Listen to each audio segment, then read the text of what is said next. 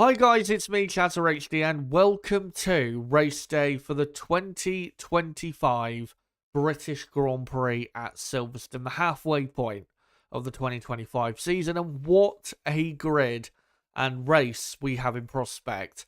It's been raining quite a bit so far at Silverstone. It is still, I think, raining.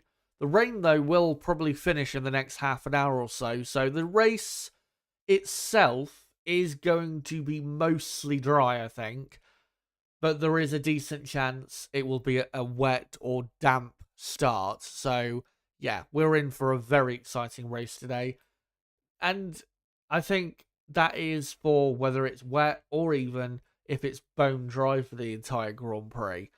With the way the grid is lined up and how close it is between Max and the Red Bull, the McLarens and the Ferraris, I think we are in for a really exciting race today and a great battle between quite a few cars for the race win and the podium and just the top 5, top 6, in general. So, yeah, this should be a very exciting Grand Prix.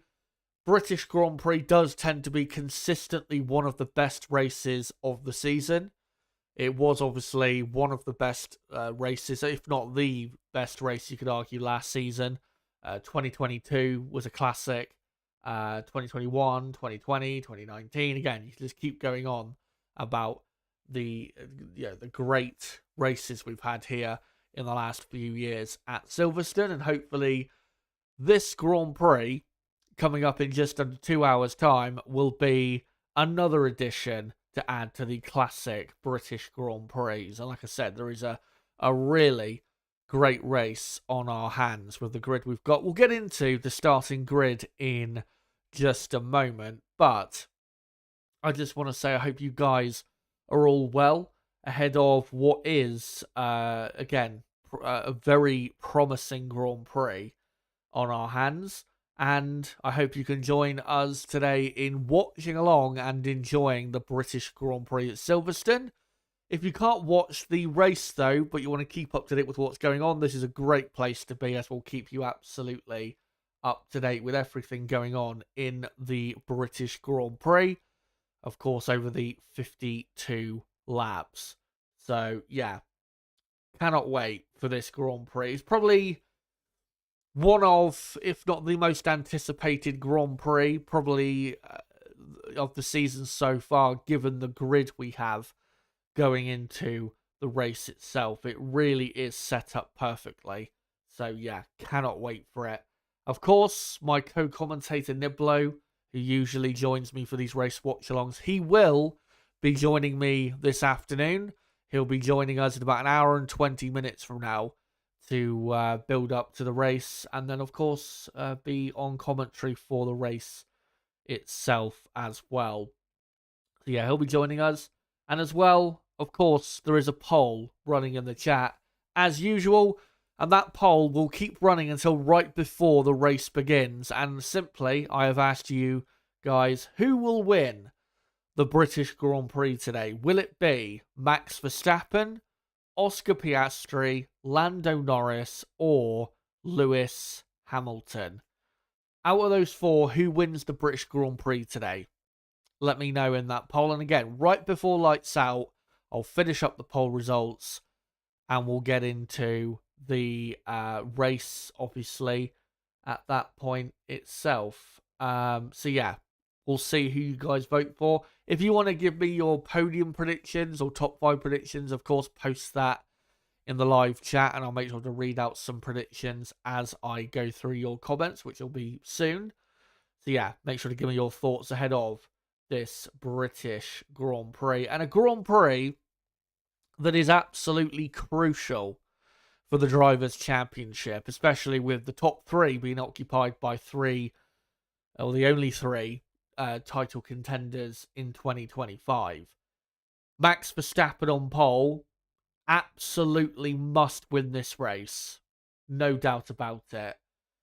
If he doesn't win, finishes second, again, it's not the end of the world, but he absolutely must win this race if he really wants to get himself back into the championship conversation. Even if he only takes 7 points away from championship leader Oscar Piastri, at least it would be something for Verstappen. So yeah, Max Verstappen must win today. Oscar Piastri doesn't necessarily have to win, but a win would be very good for his championship. Lando Norris, though, is another driver that, just like Verstappen, absolutely must win this race if he wants to win the championship, especially to continue on the form of last week. Obviously in Austria, where he took pole and won the race. Didn't have a great qualifying yesterday, so lines up in third. But if he can win today, Lando absolutely must, of course, at his home Grand Prix, because that would give him a really good big boost for his championship. So yeah, it is, again, a crucial race for the Drivers' Championship, and we'll see in the end what the result is, who comes out on top, and how things look championship-wise going forward.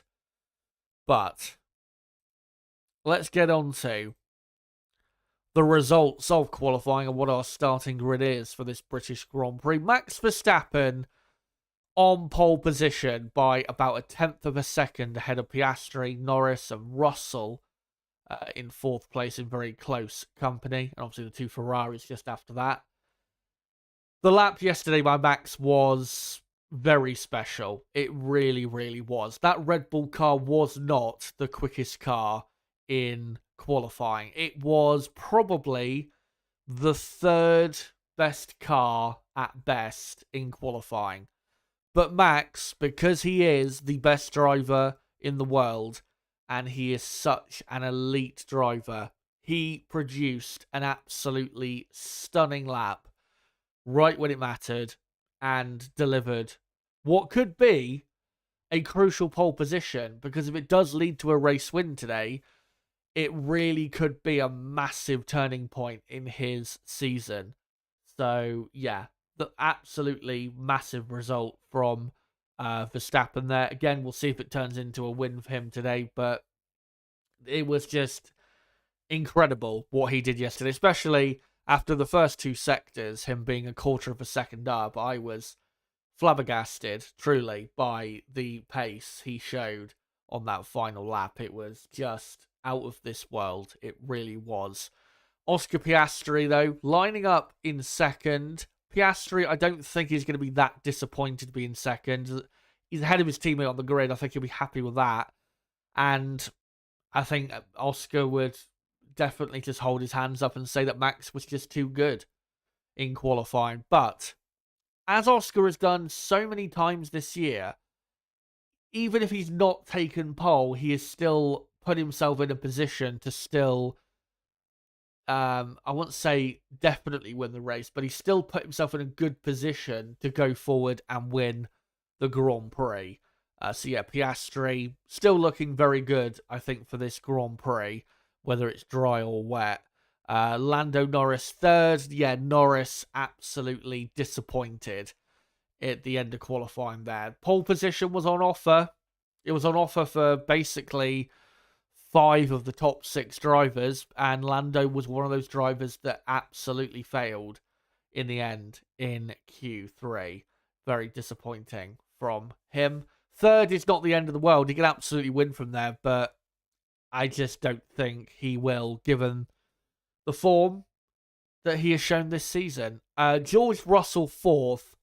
I do have to shout out George Russell as well for the lap he did, not just Verstappen. For Russell to be only 1/10.5, just under 1/10.5 away from pole, was incredible, because that Mercedes car is, I would say, the slowest of the front 4 cars.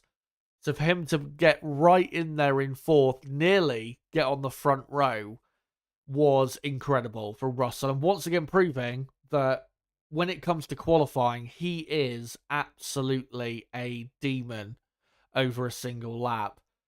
If he had a car that was on the same pace as McLaren or Ferrari, I think Russell would be on pole for this Grand Prix. It was a really special lap from Russell. Of course, took pole at last year's British Grand Prix. But, yeah, Great lap from Russell.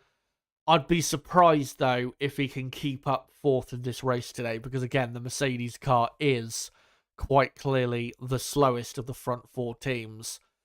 And then, fifth and sixth, the two Ferraris. Very disappointing qualifying session. With the pace they had,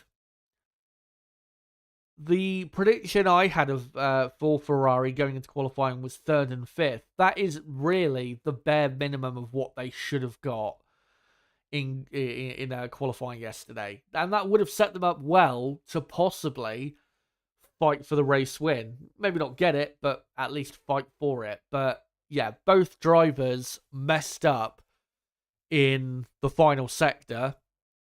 And that's why they're on the third row of the grid. I don't think, unless one of their drivers either gets quite lucky or produces an incredible drive, I just don't see how they can win from the third row of the grid. It's not impossible. You know, it has happened here before, but I just don't see it in that car, given the pace difference between the Ferrari and the other cars in a race situation. I just think Ferrari, if they were going to win this Grand Prix this weekend, they really needed to be at least third on the grid going into this race. And yeah, they are fifth and sixth.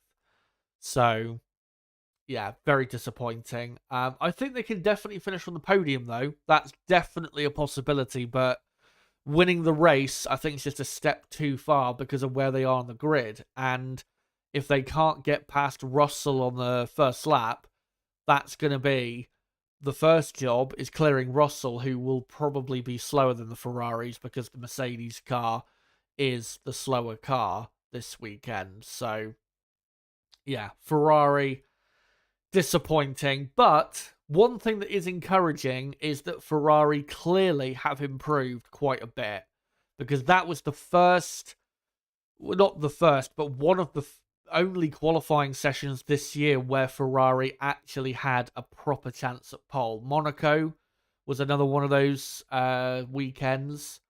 But yeah, yesterday they absolutely could have took pole, but the drivers just messed it up in the end, which was a shame, because having a Ferrari right up there would have been absolutely brilliant. But yeah, Ferrari, again, fifth and sixth on the grid. Not the end of the world in terms of getting a decent result, but the win, again, I think is a bit too far away from them. Well, what is good, again, is the improvement they've clearly made. And remember, they've got a new suspension coming for the next Grand Prix at Spa. If that does help their pace as well, then I think probably for the next Grand Prix on, Ferrari can consistently start to fight for race wins. So, yeah, that is a positive thing to see, at least for the second half of the season, even though Ferrari can't win the championship at this point. They're just way too far back. Kimi Antonelli, 7th. Antonelli wasn't great, I would say, in qualifying, but he did well enough. He obviously has a 3-place grid penalty, but he will be starting in P10, but he will be starting behind not just Alonso and Gasly, but behind Carlos Sainz as well, who has really gained from not just Antonelli, but Behrman having a penalty as well. Behrman, what a performance from him in qualifying. Within 0.6 of a second of pole, clearly out-qualifying Alonso and Gasly. Haas as well, you have to say, were incredibly fast. And yeah, what a performance from Behrman. But unfortunately, Behrman did what he did in FP3 and deservedly got a 10-place grid penalty. So Behrman will start from 18th, but he is the driver I think to really watch out for in this race today, because Haas, in clear air, Haas should have clearly the best midfield car. So keep an eye out for Behrman and Ocon as well. Ocon will be starting from 14th in this race today. So yeah, back end of the top 10, it will be Alonso in 7th place, Gasly 8th, which is incredibly high on the grid for him, considering Alpine, I didn't think were anywhere near top 10 material going into qualifying, but Gasly yet again producing a very special performance. And then, yeah, 9th, Carlos Sainz, and then 10th, Kimi Antonelli. So that'll be the back end of the top 10. One thing I have to say, though, the top 6 on the grid separated by just under a quarter of a second. That is just amazing. And that's what really excites me for this race today, is how close it is between those front few cars. Kind of like it was a year ago at this same Grand Prix, where the 2 Mercedes, the 2 McLarens, and Max and the Red Bull were all on very close, similar pace. So yeah, it's great to see. And it does show, again, the greatness of these regulations, allowing things to close up the way they have. So, yeah, that is, again, great to see. And hopefully we will see that continue throughout the season. And then the rest of the field, yes, Sainz obviously gets promoted into the top 10. So it'll be Yuki Tsunoda 11th. Tsunoda definitely could have done better in qualifying, but to be fair, he did lose power right at the end of his Q2 lap. So maybe Tsunoda could have got through to Q3, but I still think, despite that issue, he should still have got through to Q3. I don't know officially how much lap time that cost him, so we can only speculate, but I still think he should have got through to Q3. And yeah, Tsunoda, not the greatest qualifying. Better, a lot better than what we saw at the Red Bull Ring. Hopefully, today Tsunoda has a good race, but yeah, I'm not expecting much. I think, to be honest, if you're Red Bull, you would probably hope Tsunoda could finish 9th or 10th in this race today. But again, Tsunoda's not been in great form, so you can't expect massive things from him. Isaac Hadjar will line up 12th. Racing Bulls, I thought, were quite disappointing in qualifying yesterday. Hopefully they'll do a tad better today, but I'm not expecting much after yesterday. Albon will be 13th. Albon will be a tad disappointed that he was out-qualified the way he was by Carlos Sainz. I don't think Albon actually improved on his final lap, which was a shame. But yeah, Williams just don't have, even though Sainz is starting in 9th, Williams obviously didn't end up making the top 10 in qualifying. And they, Williams, they've just not had top 10 level pace this weekend. I think in the race, though, their chances will improve, and I think they will end up taking a point. But in quali trim, they just haven't looked like top 10 material, so you can't moan too much about how they ended up. Esteban Ocon, disappointing qualifying from him. He did cost himself in Q2, getting out of the way of Max Verstappen, and that's what cost him in the end, having a chance to go through to Q3. Really, given what Behrman did in Q3, Ocon should have at least made Q3. So watch out for Esteban Ocon. I'm expecting a very good performance from both Haas's today. So yeah, they are the team to watch out for, no doubt, in this race. Liam Lawson then will be 15th. Lawson was very poor, I thought, in qualifying. Bortoletto 16th. Sauber, clearly the slowest team in qualifying. Stroll 17th. Lance Stroll was absolutely terrible yet again. What a surprise. And then, yeah, 18th will be Behrman. And then 19th will be Hulkenberg. And starting from the pit lane, the man who crashed and caused the first red flag of qualifying, Franco Colapinto, he will start from the pit lane. So that is your starting grid for the British Grand Prix. Now, what we are going to do now is, of course, go on to the sector time data to not just understand why certain teams have been quick so far this weekend, but also to understand why the top of the grid ended up the way it did. So in the first sector, you can see Verstappen and Hamilton on the same pace. Very strong start to lap from them.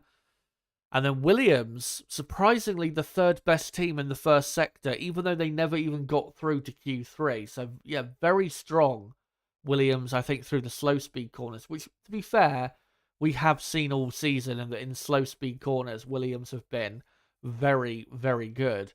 McLaren, though, surprisingly poor by their standards, a tenth of a second off the Red Bull. Really, McLaren should be the quickest team in the first sector. So yeah, not good enough at all from McLaren.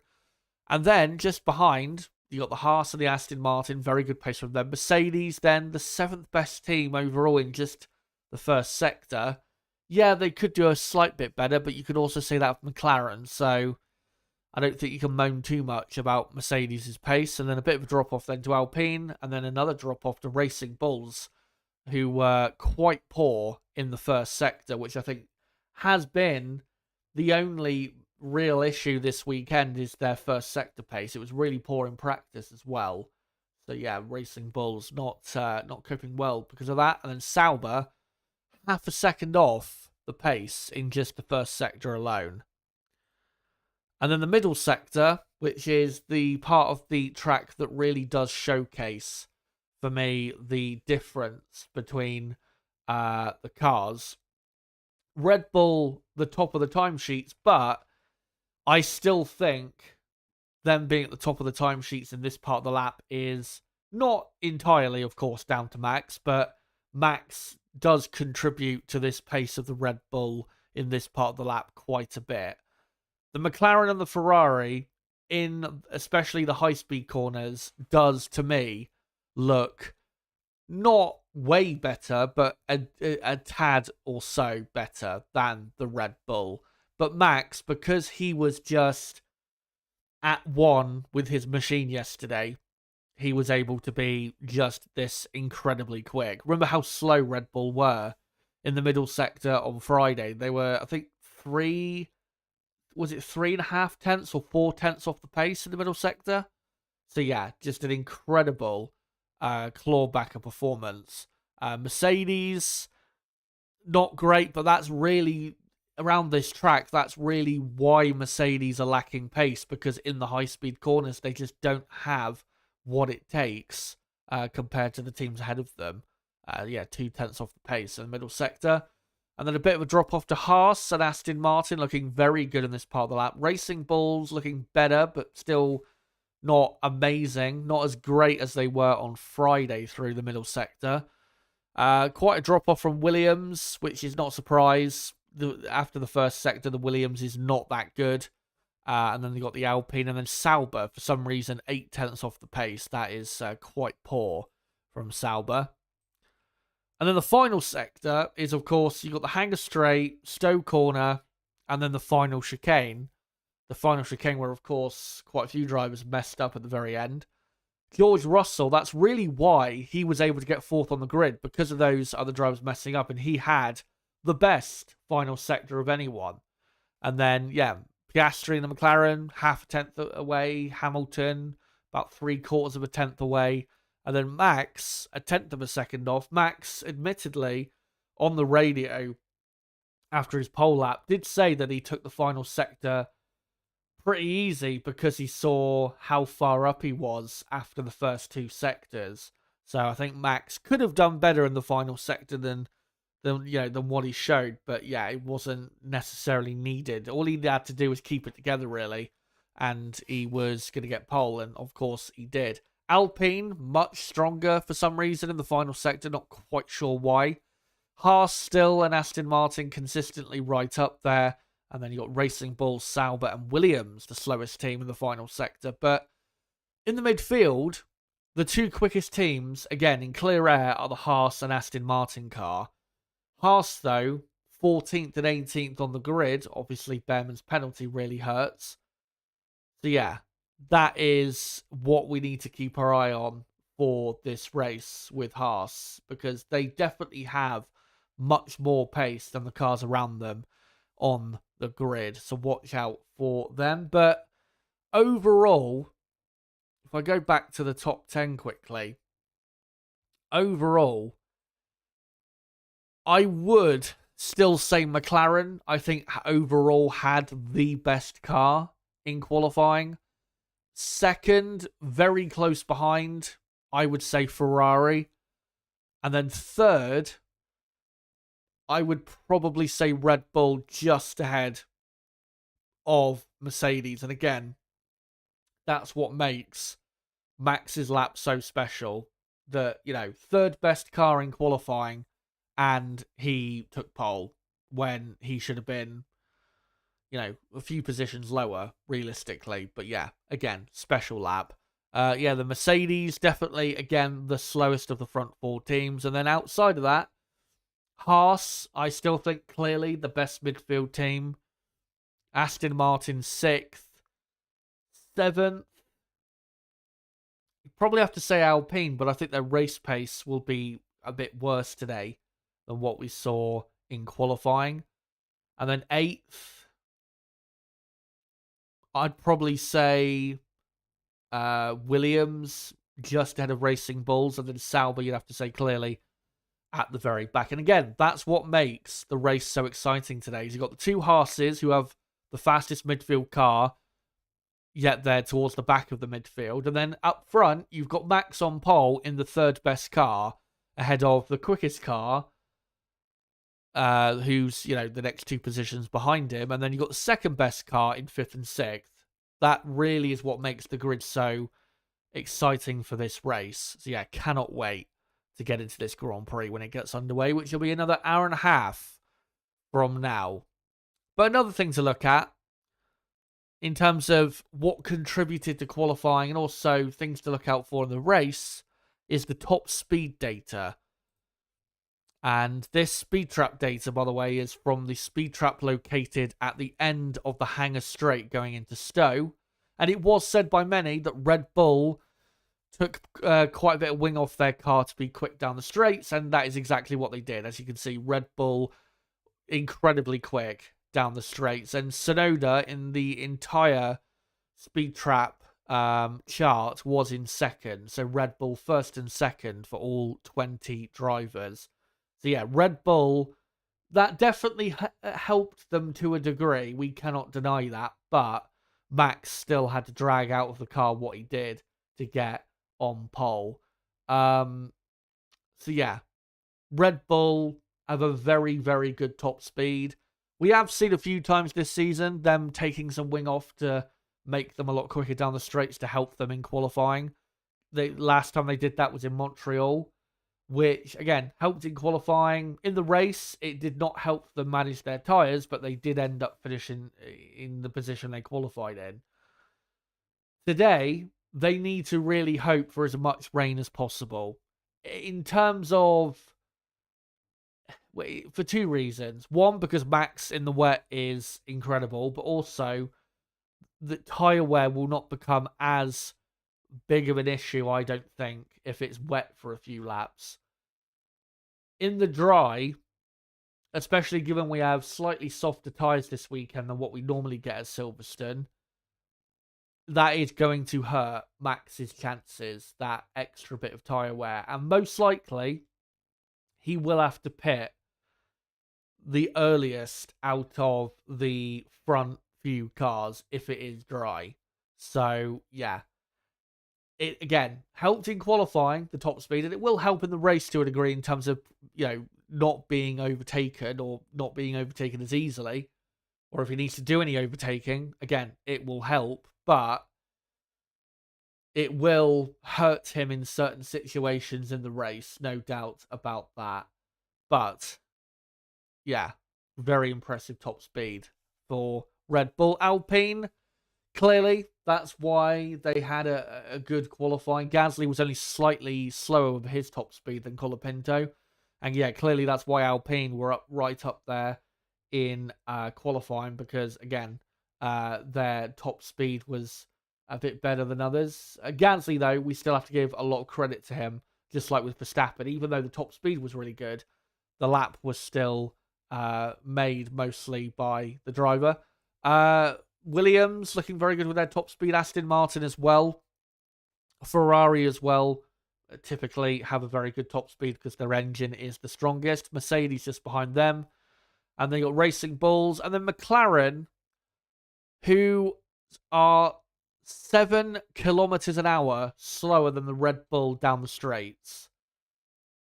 Meaning that in race conditions, McLaren should have a much better setup car for race conditions and to manage their tyres. But in a way, in terms of the start of the race, if it's dry, it's almost better if McLaren don't overtake Verstappen at the start. Because if Max gets overtaken at the start, let's say by Piastri, if Max remains within a second of him when the DRS gets activated, with that massive difference in top speed, Max will literally just blast past again and get back into the lead. So, in a way, it's probably better for McLaren to just hold position second and third at the start and then use their potentially superior tyre management to then eventually overtake Verstappen and go on to win the Grand Prix.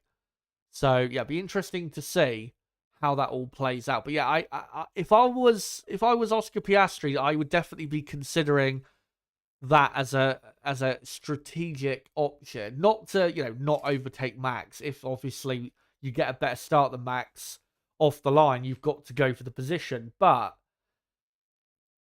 I don't think if you're Oscar Piastri, I don't think it's necessarily beneficial to be super aggressive in trying to get the lead on the first lap. Because Max, again, with that top speed advantage, very likely to just get it back again very quickly. So, yeah, we'll see what happens there. And then you got Sauber, almost a couple kilometers an hour slower than McLaren. And then Haas, proving something that I've pretty much said and thought for quite a while, that in terms of downforce, that Haas car is arguably the best car in the midfield. The issue is, as they've had all season, is that they lack a few kilometers an hour of straight line speed compared to their midfield rivals, as you can see with this data. If they had an extra 5-6 kilometers an hour, then Haas yesterday could have even probably mixed it with the front running teams with Oliver Behrman. Behrman probably would have got ahead of Antonelli and maybe could have got close to Leclerc, who was obviously sixth on the grid with that extra, few kilometers an hour of speed. So, again, what it proves is that the downforce package of the Haas is really good. They just need a few extra kilometers an hour of top speed, which I've been saying pretty much all season, because all season they've been pretty much the slowest down the straights. So, yeah, Haas, very good car, very, very good car. And I think Haas will be very motivated going into this race, because even if it's dry, I think they've got a really, really good car. But if it's wet even, which at the minute, as the British Grand Prix coverage on Sky has begun, it is currently raining. If it's wet, that's even better for them, because obviously top speed then becomes a non-factor and it'll be all about grip. So, yeah, keep your eye on that American team. They should be very, very strong today. Now, one thing we will quickly go on to, which we always do, is the average, the long run pace from practice to on Friday. But one thing I must say, and we'll get onto it now, is this data, because of the weather at the minute and the weather we're going to have most likely for the race, this data is not really relevant, because on Friday it was hot and sunny at Silverstone, when today it is raining and windy, and I mean the track will dry out, but it's not going to be anywhere near as warm as it was on Friday. So yeah, this data is not anywhere near as relevant as maybe other bits of data. But yeah, Red Bull, the quickest they were on average with their long runs, and Ferrari only a tenth down than McLaren. Mercedes, Aston Martin, Sauber, Williams, Haas, Racing Bulls and Alpine. But yeah, I'm not sure this data is again, super relevant anymore, given the weather conditions at Silverstone and the difference in weather conditions compared to Friday. So yeah, I thought I'd just give you a heads up on that. But after qualifying and all the data, let me get into my final race prediction ahead of this British Grand Prix. And I must say, it was pretty hard to come up with the prediction because there's quite a few scenarios that could play out today. But this is the prediction I went with. Oscar Piastri to win just about by 3 seconds from Max Verstappen. Lewis Hamilton, I think, will finish in third. I'll get into why I think that in a moment. Lando Norris fourth, just ahead of Leclerc fifth, and then Russell, I think, will finish in sixth. Antonelli seventh, Alonso eighth. Ocon, I think, will progress from 14th to 9th, and Carlos Sainz will just about hang on for a point ahead of, I think, Tsunoda, Hadjar, Behrman, drivers like that. In terms of Piastri winning the race, what I think will happen is at the start, it will be wet, but it will dry out very quickly. They'll be on dry tyres probably after 6 or 7 laps. And then as the race goes on, Verstappen will be in the lead, Piastri will be second, but McLaren will have the much better race pace. And also, remember, because the rain has now washed away the rubber from yesterday and from the weekend, that makes tyre graining even worse. So if your car is graining the tyres more than others, that problem is going to be exacerbated. So that's going to make Red Bull's day today a lot harder than it was going to be anyway. And I think that'll play into McLaren's hands. And eventually, somehow, some way, Oscar Piastri will find his way past and will win the British Grand Prix. I think Piastri probably gets the move done on track purely because the McLaren car will be quicker in race conditions. But I think Piastri just about gets the win from Verstappen in second. And if Piastri, if this prediction I've gone with, if this was to come true, it would be massive for Piastri's championship. He would be 64 points clear of Verstappen. Not 64 points clear. He'd be 68 points clear of Verstappen. And Norris would drop to 28 points behind. So this would be a giant result for Piastri if it ended up like this.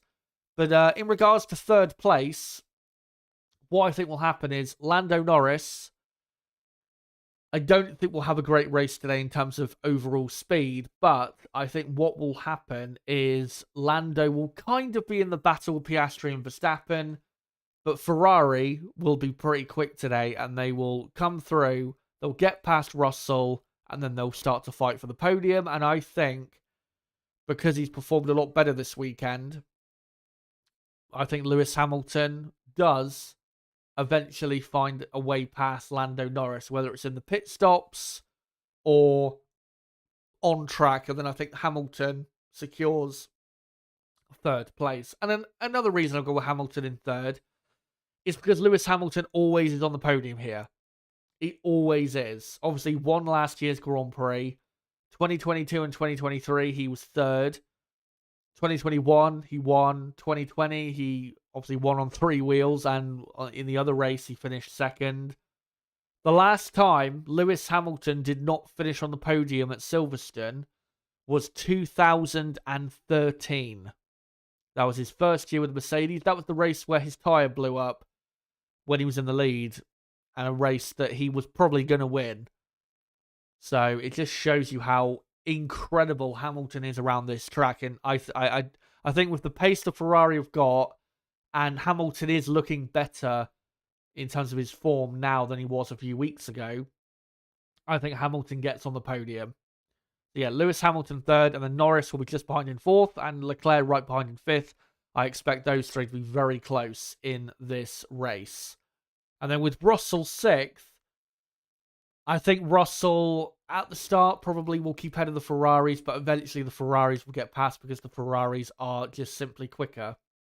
And then Russell will come home to a lonely-ish 6th place because Mercedes just don't have the pace to finish any higher than that compared to, the cars that I think will finish ahead of them. So yeah, 6th and 7th, I'm going for Mercedes-Benz. But that's my race prediction. Let me know, guys, in the live chat whether you agree or disagree. And also, let me know in the poll running in the chat as well.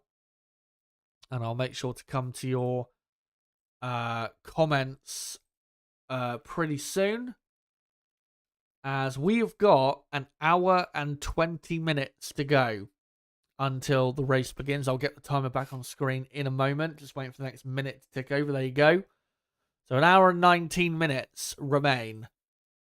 And yeah, cannot wait for this. As Nib is just saying in the chat that heavy rain expected in 40 minutes at Silverstone. We'll see if it actually hits.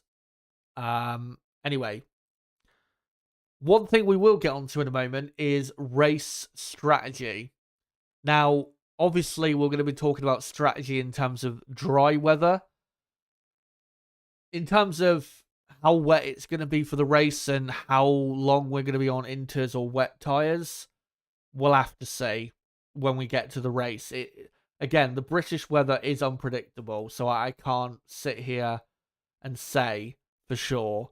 But yeah, we'll get into race strategy in a moment and what the predicted best strategy is. And also, I'll get into what I think certain strategy options there are for the teams out there. But yeah, make sure, before I get onto that, make sure to smash the like button. Let's try and get the likes up. We've got just over 200 watching. Let's try and get the likes up to 50 plus likes if we can in the next 20 minutes or so. That'd be great if we could do that. And make sure as well to subscribe to the channel for more content like this. But let me just go through what Pirelli have said is the best race strategy for today. And again, this is for dry conditions, which it certainly, I don't think, will start out being dry.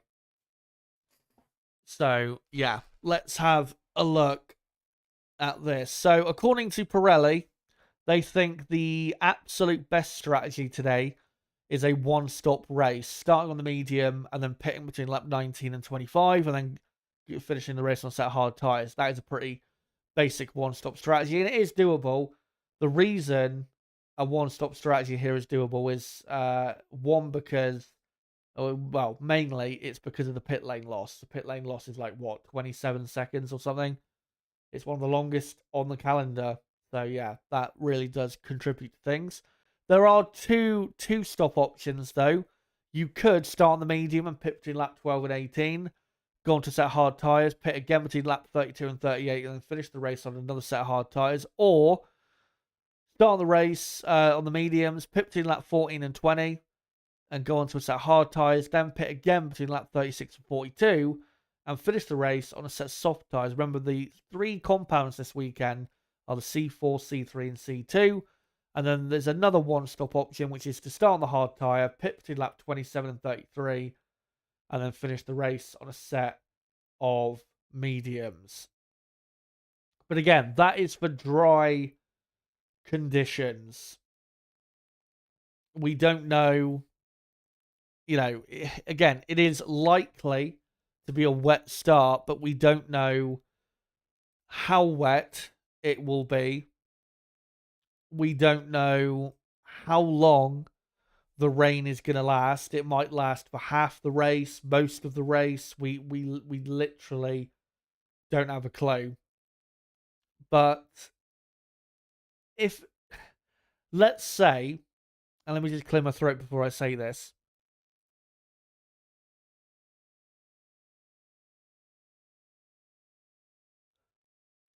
Let's say they do pit after a few laps from, say, the intermediate tyre onto a set of dry tyres, and then try to do, say, a normal one-stop race, which, again, it should be a one-stop race today if they get onto dry tyres early enough.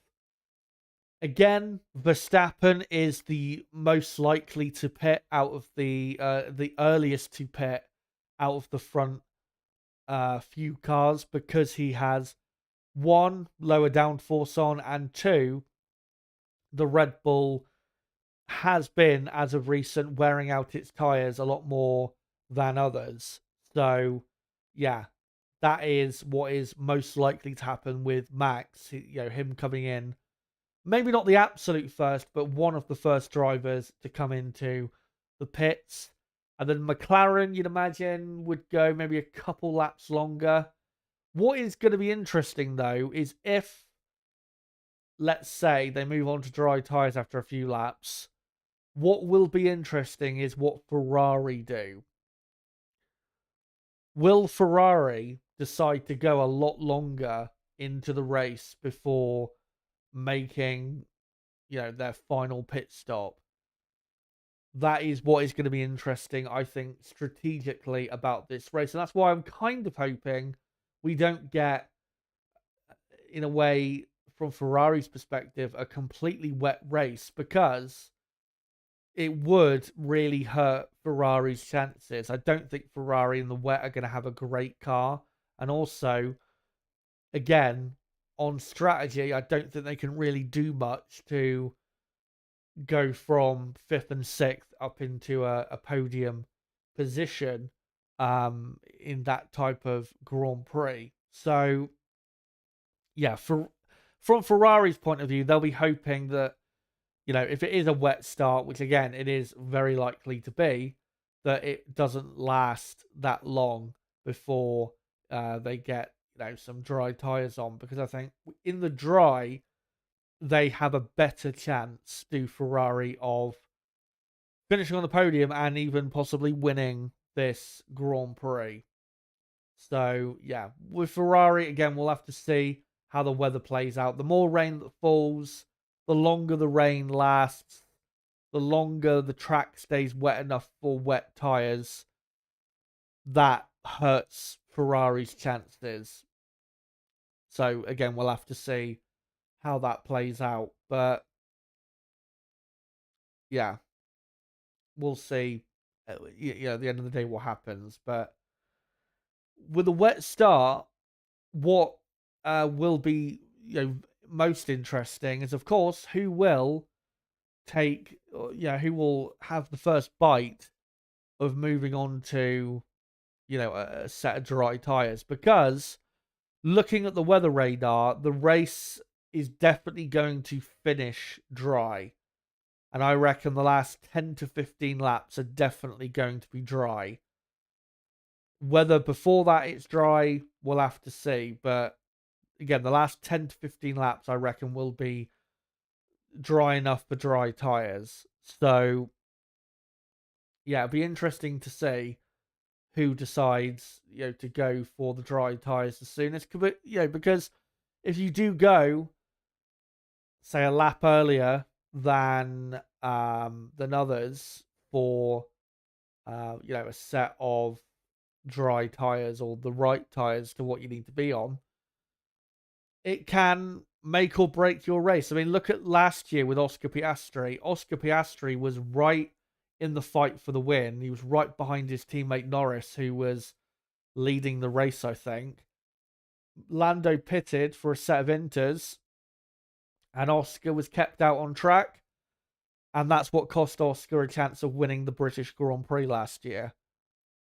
So, just one lap on the wrong tyres can just completely destroy your chances of, winning the Grand Prix or not, especially with the track being quite tough if you are on the wrong tyre, because of, the amount of corners, and also it is one of the longer circuits on the calendar as well. So, yeah, it's something, obviously, that's going to be incredibly important, and we'll see ultimately who gets it right and who benefits from it, who massively fails because of it. I remember, what was it, Charles Leclerc at last year's British Grand Prix. He ended up pitting about 2 or 3 more times than others, trying to desperately be on the right tyre, and ended up costing himself massively, and ended up, I think, over a lap behind in, I think, 14th place it was in the end. So he's another example of, if you really get it wrong, you can absolutely destroy your race. So yeah, ultimately we'll see on the strategy, but yeah, it's going to be interesting to see with Max Verstappen on his lower downforce setting in the wet, how he copes with, fighting the McLarens and the cars behind. And if he can still hang on to it and win the Grand Prix, then fair play. He is an amazing driver if he can do that. And we know that he probably can. So yeah. Anyway, let me scroll up in the chat, and for the next probably 40 minutes, I'd say, we are going to actually not for the next 40 minutes, for the next half an hour, we are going to go through your comments in the chat, and then I will do a quick roundup of the teams and what they should be aiming for in this race, and a quick reminder of my race prediction. And then, with about half an hour to go before the race, I will bring Niblo on for, obviously, for commentary, and we'll get his thoughts ahead of this Grand Prix. But one thing I am going to do quickly is mute my microphone, have a quick drink of water, just help my throat out a tad. And yeah, we'll get to reading some of your comments for the next half an hour or so. So keep them coming, and I'll get to reading them in a moment.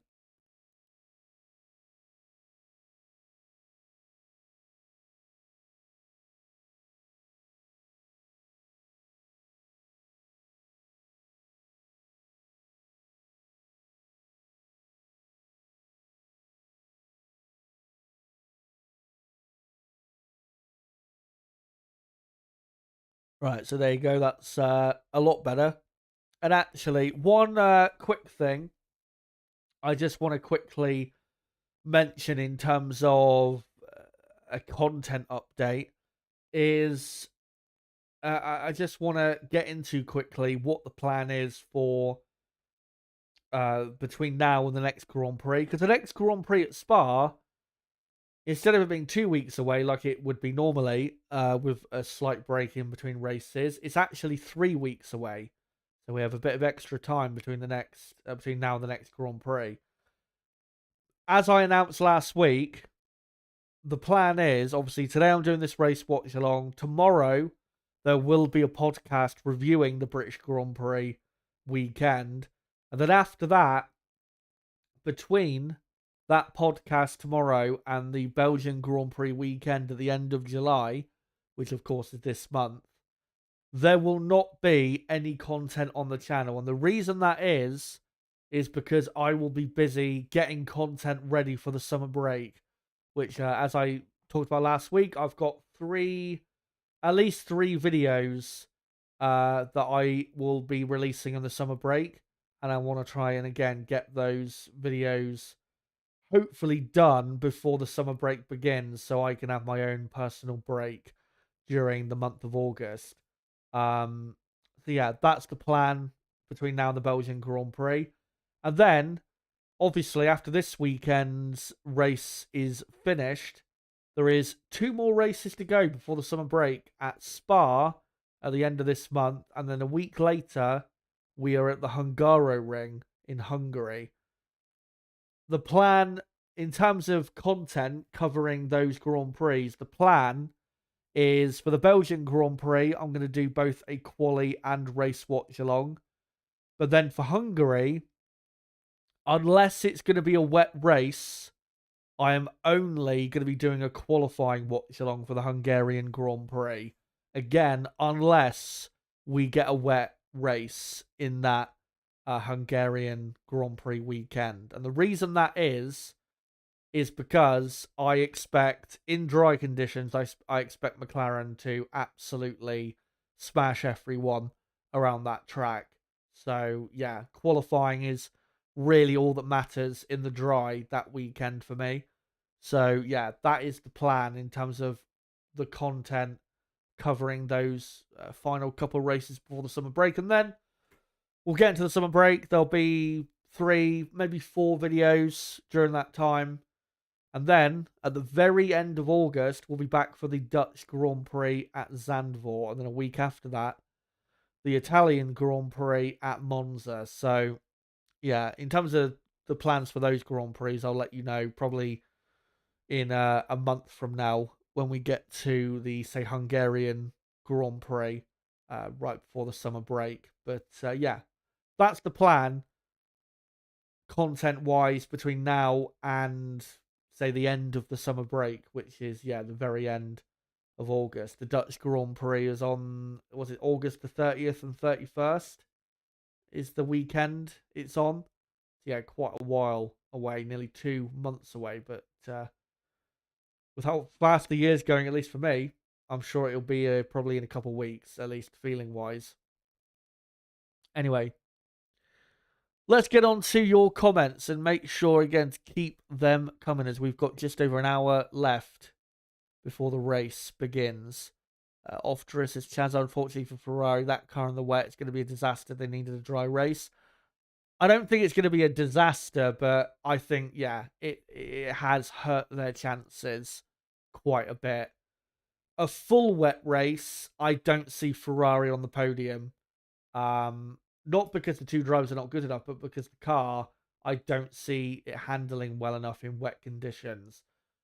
Remember, Melbourne, first Grand Prix of the year. Yes, I know Ferrari have improved their car since then, but still, they were so far off the pace in that race. I think they were a second and a half a lap off the pace of McLaren in that race in wet conditions. So, yeah, in wet conditions, Ferrari, I don't think they're a good bet whatsoever to finish on the podium.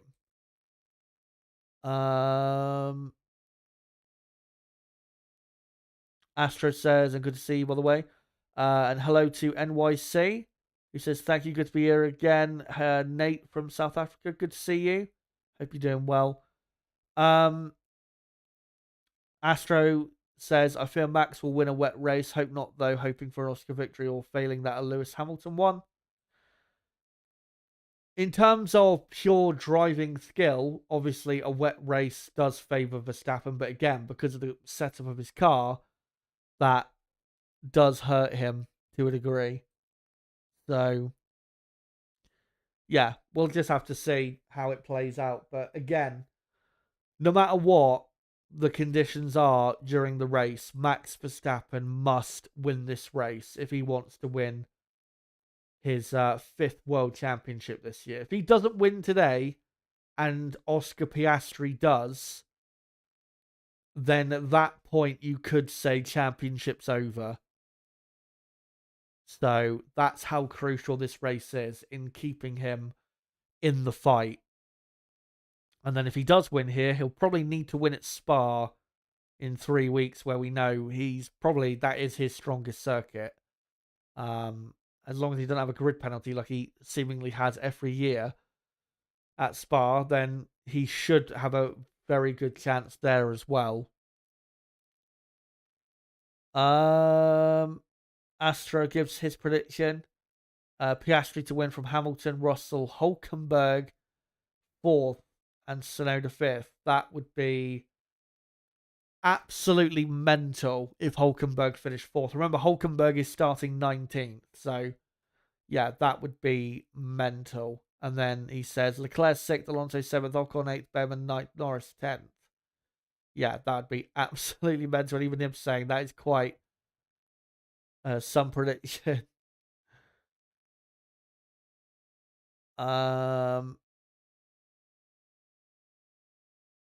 Turbo Power asks, has Max got good race pace, or is the Red Bull too far off the McLarens?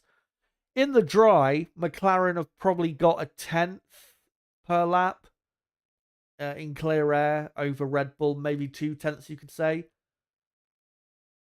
But in the wet, I'm not sure. Maybe it'll be even more favouring McLaren like it was in Melbourne, where that was the only.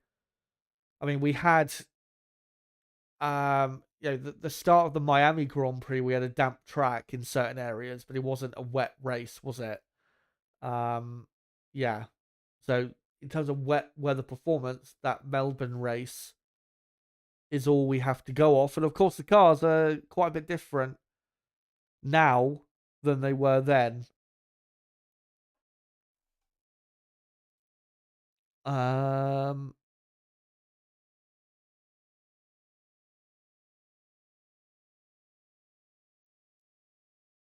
Let me see if I can find some other good comments here. Astra says George Russell is an underrated dark horse here, goes under the radar. Wouldn't be surprised if he actually wins still, at least gets a podium. I wish I could predict Russell or have that higher hopes for Russell, but I don't. I think Russell, and maybe you could say the same for Verstappen if Verstappen, comfortably doesn't win the race today. But I think the only reason Russell is as high as he is on the grid is because he just dragged an incredible lap out of that car. That Mercedes doesn't really have any right to be fourth on the grid. It's at best it's a third row of the grid car this weekend, which sadly has been the case for the last couple Grand Prix. But yeah, bit disappointing. Mercedes have had a bit of a drop off in the last couple races since their win in Canada, but I do think next Grand Prix at Spa, I think we'll see a bit of an upturn. I think they'll be a bit stronger there than here, and then same probably in Hungary. So yeah, give it until those final couple races before the summer break, and I reckon you'll see some better form from Mercedes and hopefully Antonelli as well, because from what I've heard, Spa is Antonelli's best circuit. So let's hope for something special from the young Italian, who is still learning hard in the second Mercedes. Dane says, honestly, I could see Piastri, Max, Russell podium. Then I see Hamilton beats not only Leclerc but Lando as well.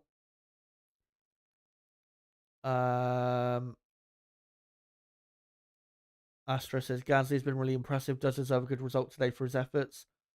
Hope it goes well for him, though didn't predict it. That car and team is just rubbish. Yeah, Gasly, I do feel a bit sorry for him because, again, like you say, the team is just rubbish. I think Gasly has done a mostly good job himself. The car just hasn't supported his, level of performance, I think. So yeah, it's a shame, but we'll see how the race goes. See if he can finish, in the points. But Gasly deserves better. He, what do you call it? You got Aston Martin, Racing Bulls, Williams to a degree at the minute, who are very strong consistently in the midfield. That's more so what Gasly deserves, the type of team to be in compared to, what he has at the moment. Alpine last in the championship, remember, which is absolutely nowhere near good enough.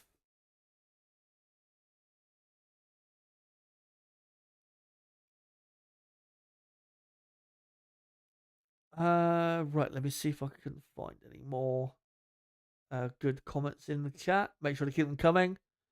Make sure as well to smash the like button if you haven't already. We're nearly on 50 likes.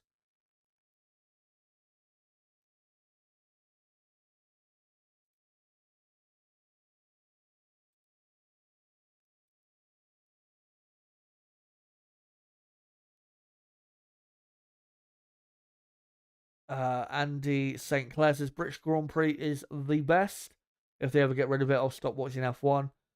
They're never going to get rid of it. I mean, Stefano Domenicali, who of course is the Liberty Media boss when it comes to Formula One, came out on, was it Thursday, and said that Silverstone will probably be on the calendar forever.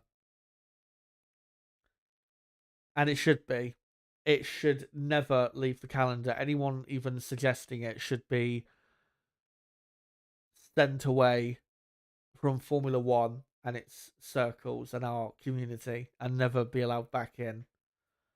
You know, the London Grand Prix has been talked about, obviously, for a long time. It will happen at some point, but it will be alongside, you know, the British Grand Prix in terms of you'll have probably the London Grand Prix, say, a month apart from the British Grand Prix at Silverstone.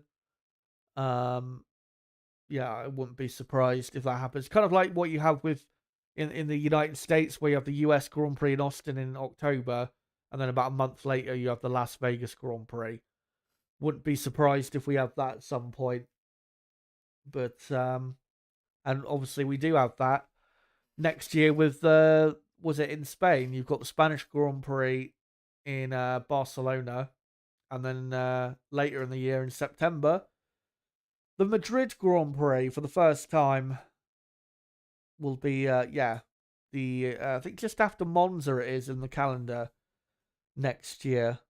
I haven't actually talked about that. The 2026 calendar was announced a few weeks ago, but I just haven't bothered to talk about it. But I think I may as well just go through it quickly now, because like I said, I forgot to talk about it. And I'm not going to display it on screen, but I will just quickly read out the date. So the first Grand Prix is in Melbourne on March the 6th to the 8th. So a week earlier, we're starting in 2026. And then 1 week later, we are in Shanghai, just like we were this year. And then 2 weeks later, we're in Japan. So 3 races in the month of March. 2 races in April, Bahrain and Saudi Arabia. And then in May, you've got 2 races. The US Grand Prix. And then you've got a 3-week break. And then the Canadian Grand Prix. For the first time, I think, ever, we've got the Canadian Grand Prix in May. Be about 2 or 3 weeks or so before it normally takes place. And then, first weekend of June, Monaco Grand Prix. Week later, Spanish Grand Prix in Barcelona. At the end of June, the Austrian Grand Prix. Week later is the British Grand Prix. 2 weeks after that, the Belgian Grand Prix. And then a week after that, the Hungarian Grand Prix. Summer break is a week earlier, beginning next year. And then we come back to the Dutch Grand Prix. Then a 2-week break. Then you've got the Italian Grand Prix at Monza. A week later, the first ever Madrid Grand Prix. And then finishing September is the Azerbaijan Grand Prix, which, by the way, that race will be the race day will be on Saturday for that weekend because of some national celebration that weekend in Azerbaijan. And then October the 9th to the 11th, Singapore Grand Prix. A couple of weeks after that, you've then got the beginning of a triple header, which is the US Grand Prix, and then the Mexican Grand Prix, then the Brazilian Grand Prix, and then a couple of week break, and then one final triple header to finish the season, which is Las Vegas, Qatar, and then the first weekend of December next year, Abu Dhabi, to finish the season. So yeah. And as well, pre-season testing starts quite a bit earlier next year. And there is a private test that will be happening next year as well. There is a private test at the end of January at the Circuit de Catalunya between January the 26th and January the 30th. There will be news coming out of that test, though, which I will cover, obviously, next January. And then the second technically, pre-season test. The first televised one, though, will be in Bahrain between February the 11th and February the 13th. And then a week later will be technically the third test, but the second televised one between February the 18th and February the 20th. So pre-season testing is, a couple weeks earlier next year than it was this year. And then, the first Grand Prix being the first weekend of March. So, that is the plan for next year on the calendar. And we'll, like I said, even with that private test in Spain, news will still come out of it. I remember at the start of this set of regulations in 2022, there was a private test in Barcelona, which was supposed to be private, but we ended up finding out lap times and all sorts of information. So, I'll make sure to cover that event when it happens at the end of January. But that's next year. We've still got half this season to go, and obviously this Grand Prix today.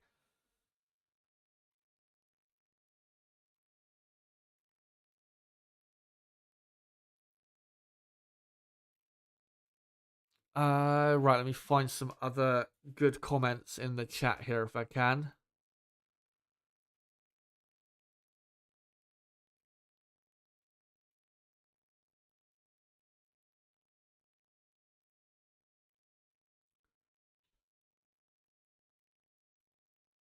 And just a reminder, as people are saying, or some of the regulars are saying in the chat, obviously this is only audio commentary of the race. I can't obviously show the race for copyright reasons.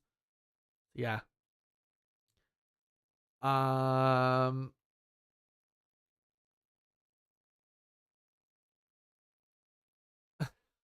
everyone saying Chad's to commit, I'm not going to say that word in case I get demonetized, but to commit a certain thing when Hulkenberg wins 5 races for Audi. It's not going to happen. Absolutely no chance.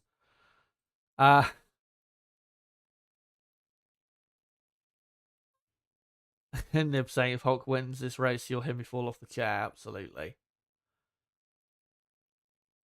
Right, let me see if I can find some comments to go through, some proper comments.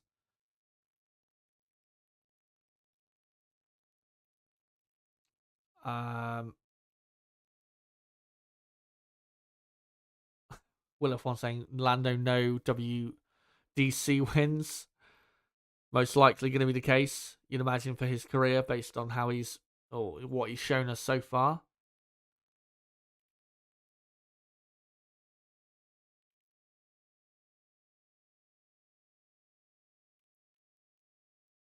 Nib just saying that the trophies they're presenting today apparently are Lego. Let's hope it doesn't all fall apart when they present the trophies.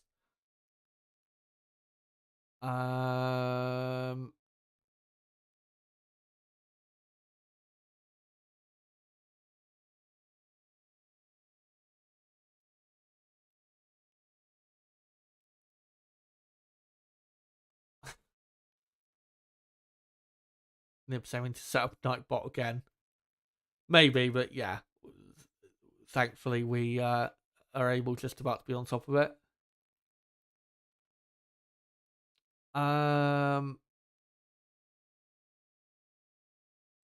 Bravamore says, I think I'm ready for Brad Pitt to piss off now. I still have not watched the F1 movie. I say that like it's been out for ages. It's only been out for like a week. But I've not watched it, and even though I've seen in the box office it's done very well, it's on track to be one of the biggest movies of the year in terms of the box office. But if you know anything about film, you'll know that how much money a film makes does not mean it's a good film. From what I've heard, many people like it, but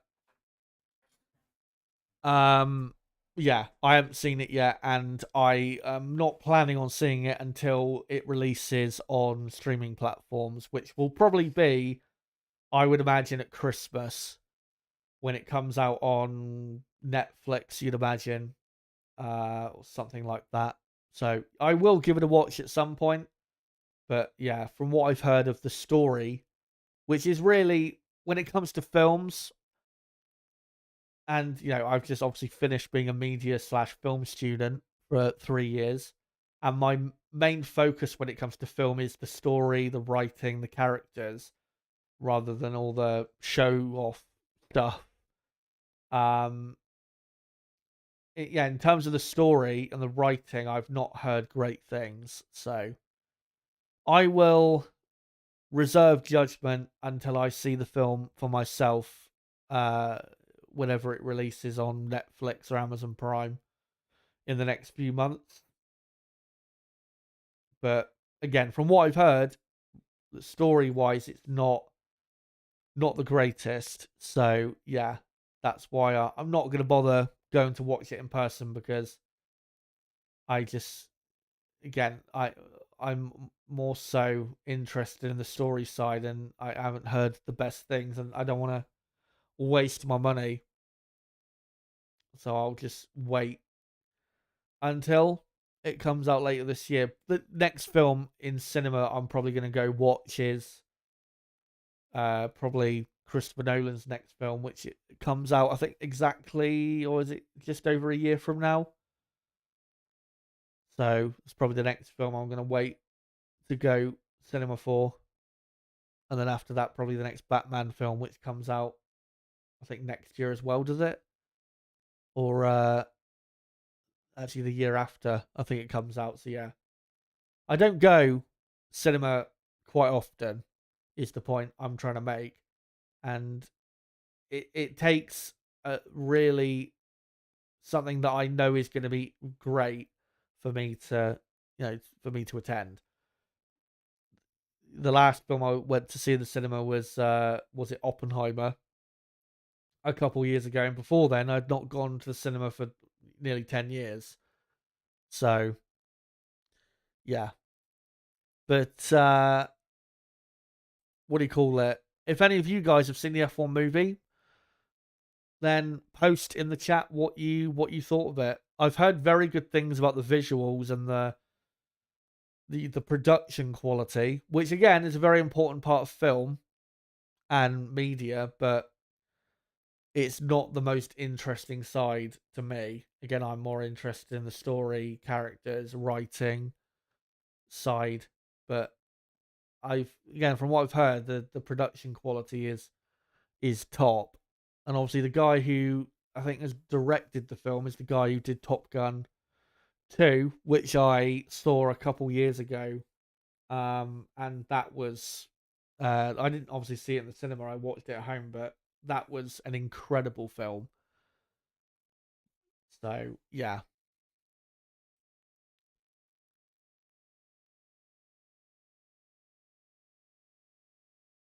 Um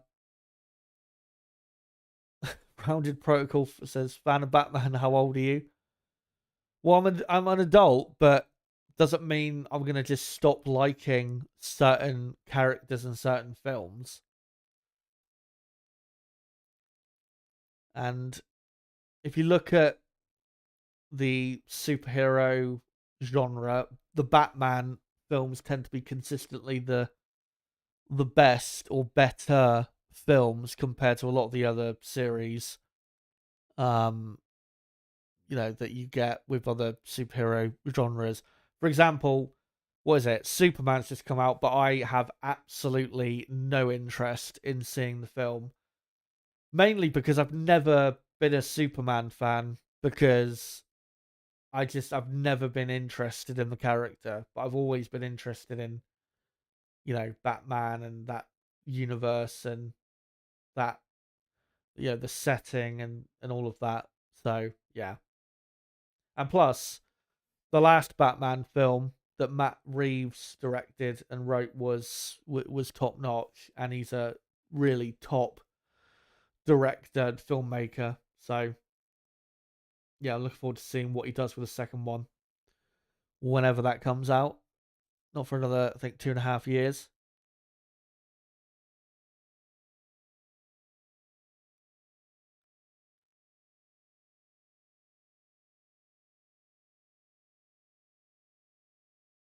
Uh,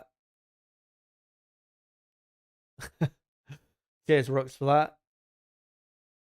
For that. Uh, yeah, I'm sure you guys can see the comment what I'm on about. Astro saying no spoilers, please. I don't actually know what the conclusion of the film is in terms of the the ending, but I've seen certain things about the story that just don't give me the greatest feeling. Laurie Rastogi saying, well done on graduating. Thank you very much. I am actually on Wednesday going to be finding out what my results are. Yeah, results day is on Wednesday morning for me, and I'll be trekking up there to go see what my results have been. I'm hoping, obviously, for a good result. I think I will get a decent result for this BA Honours degree that I've done the last the last year, and then I'll be doing a Masters either starting in September or possibly starting in the new year. But the drivers, by the way, obviously leaving the pit lane on their way to the grid, are out there on intermediate tyres, just to let you guys know. The track, though, it is wet, but it doesn't look as wet as I was expecting it to be. So it's definitely intermediate tyre condition, the track.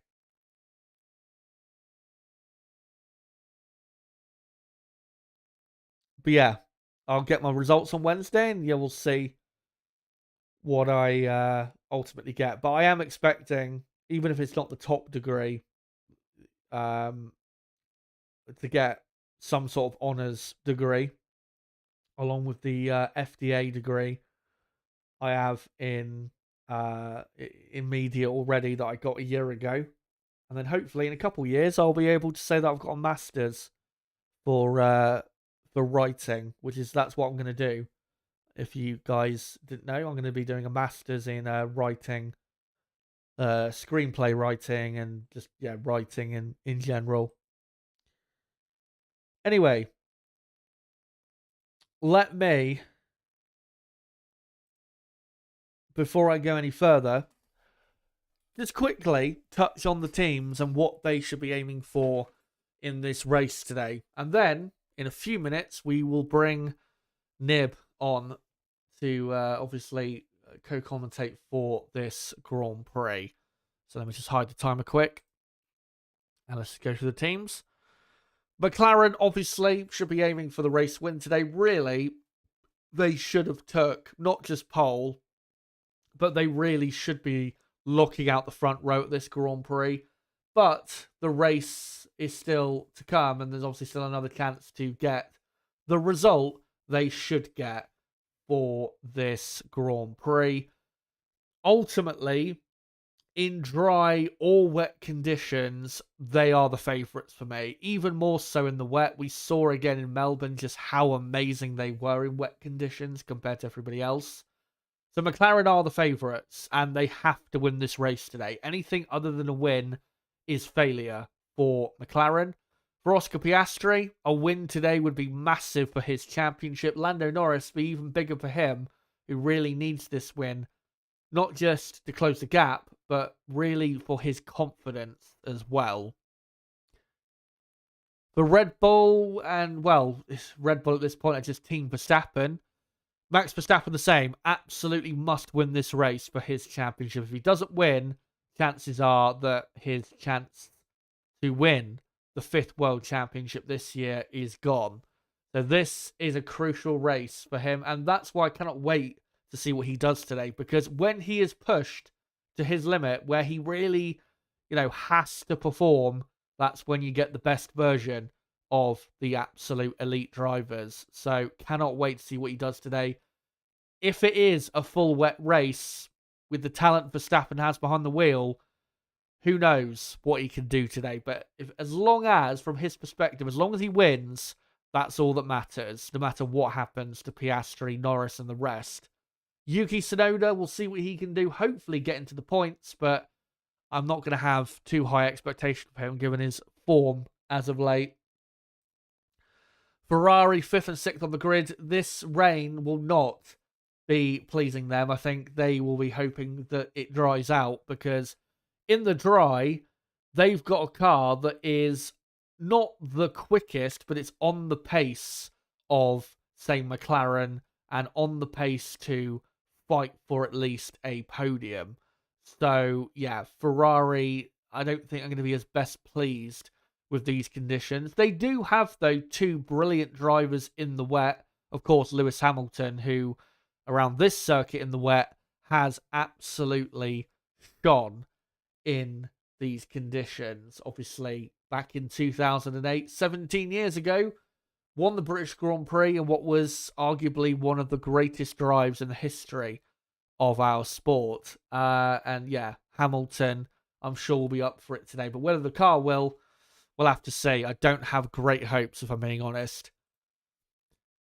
And in the wet, you've got to say Mercedes, their hopes increase. I think in wet conditions, they can do something, especially with George Russell, given how good he is in general, whether it's wet or dry.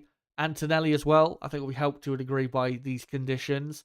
So yeah, Mercedes, in the wet, their chances increase of maybe taking a podium today. But if it does dry out, Mercedes, I think, will struggle to hang on to whatever decent position they have.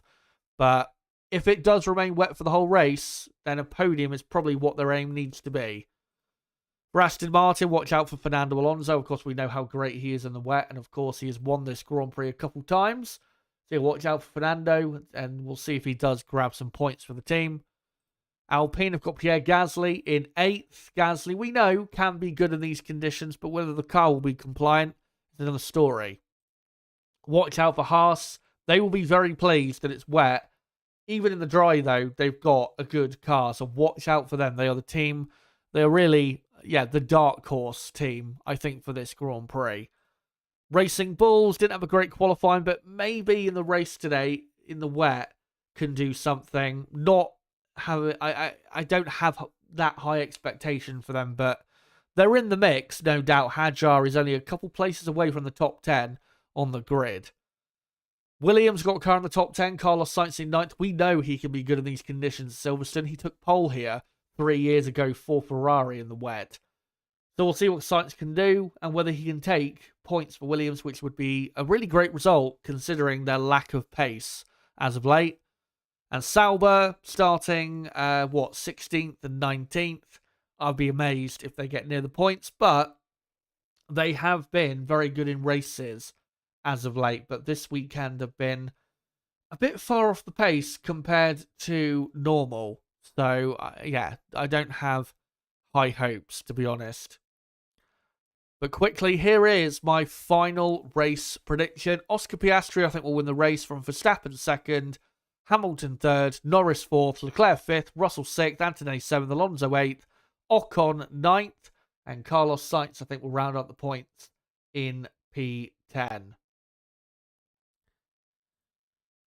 Let me now go back to here and get the timer back on the screen, as we have got half an hour, guys, to go until the race begins. I'm just going to quickly post a link to the stream out, and then we are going to bring Nib on. So let me just wait for the next minute to tick over.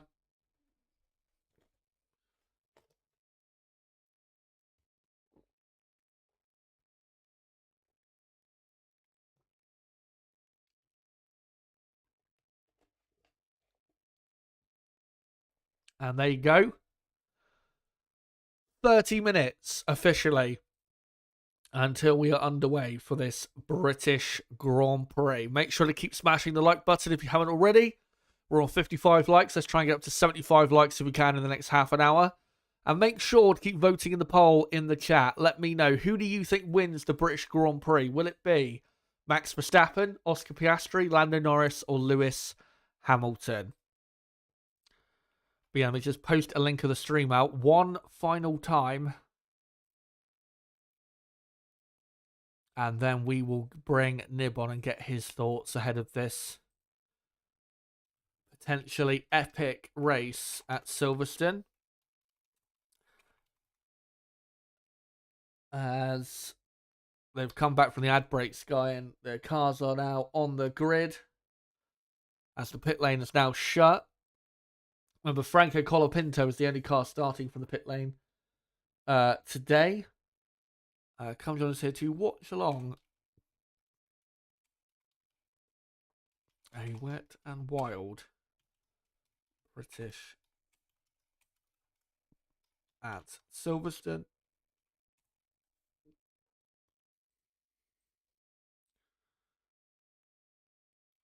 Right, so that's all posted. So, let me just adjust a couple things and then bring Nib on.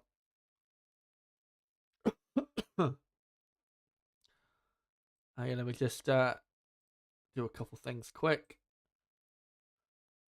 And hopefully he's ready. I think he is.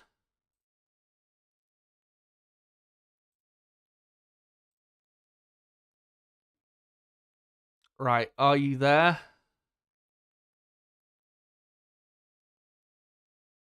No, I think he may have stepped away from his computer at the wrong time. No, for some reason I can't hear you. Oh, you can hear me. Right. Hold on a sec. See, it comes up with the Right. green. I think now the stream can hear you, but I still can't hear you, so hold on. It'll be on my end. Correct. Let me just go to my audio settings. Ah, dear. Come on.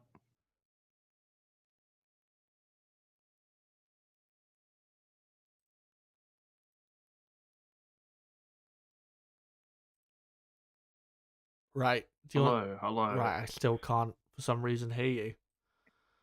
Don't know why This is very weird. is.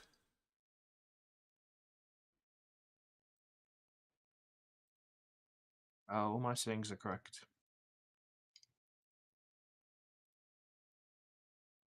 Keep speaking. Oh. There you go.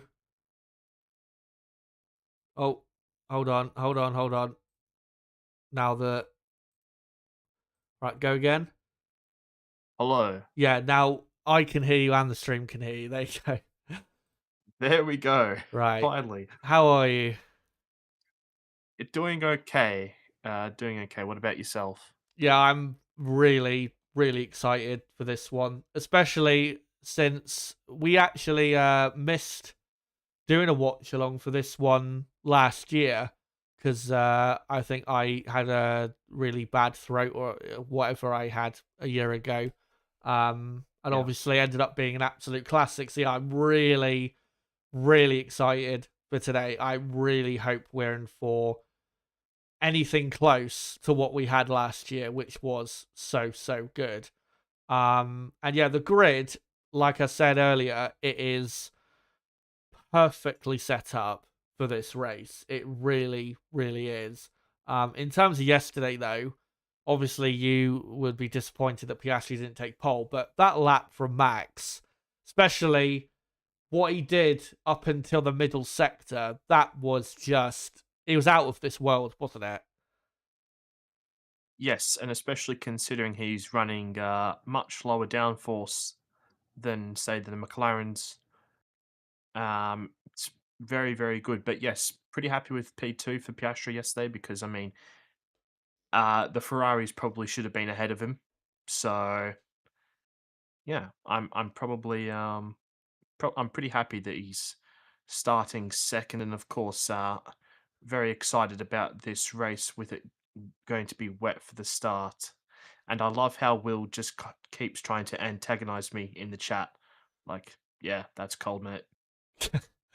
um, as well with this with this Grand Prix. Obviously, you were at the only other Grand Prix where we had a wet race, and McLaren, once they got clear of Verstappen, they absolutely obliterated everyone on pace. Obviously, since then, a lot of the teams have had upgrades, and some cars have improved, some haven't. Are you expecting McLaren to have clearly the best car in wet conditions like they did in Melbourne, or do you think it'll be a lot closer?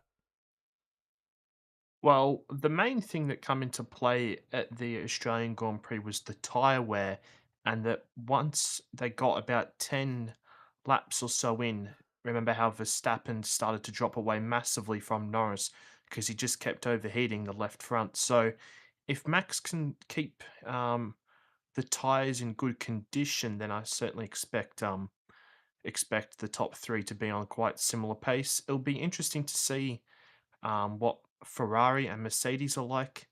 Um, they weren't particularly great in the wet, especially Ferrari, but I think that was Ferrari after they had to raise the floor because they realized that they're going to have to lico every corner of every lap, and for that reason, you'd expect Ferrari to maybe be a little bit quicker because they won't have to lift and coast into every single corner to make sure that they don't damage the floor too much in the wet. So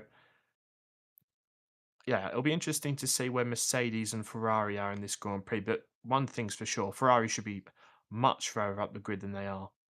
Yeah, I think I saw it on X yesterday that in terms of the optimal laps, Ferrari should have been second and third on the grid with Hamilton and Leclerc just behind Max. So yeah, Ferrari costing themselves a proper chance of breaking their duck in terms of getting a win in 2025. And we'll see what they can do.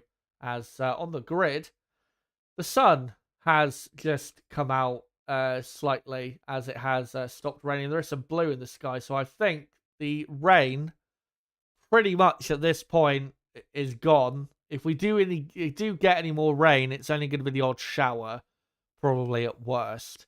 So yeah, probably I am expecting, I think, like what I said to you earlier, probably the first few laps in the wet, and then they'll probably move on to dry tires after maybe 10 laps at most, and then we'll get probably a dry race from then on. It's quite a bit of blue in the sky now. Good to see for the fans who've been absolutely pissed on all day so far. And that's nice to see. Martin Brundle interviewing Mansell and Stewart on the grid.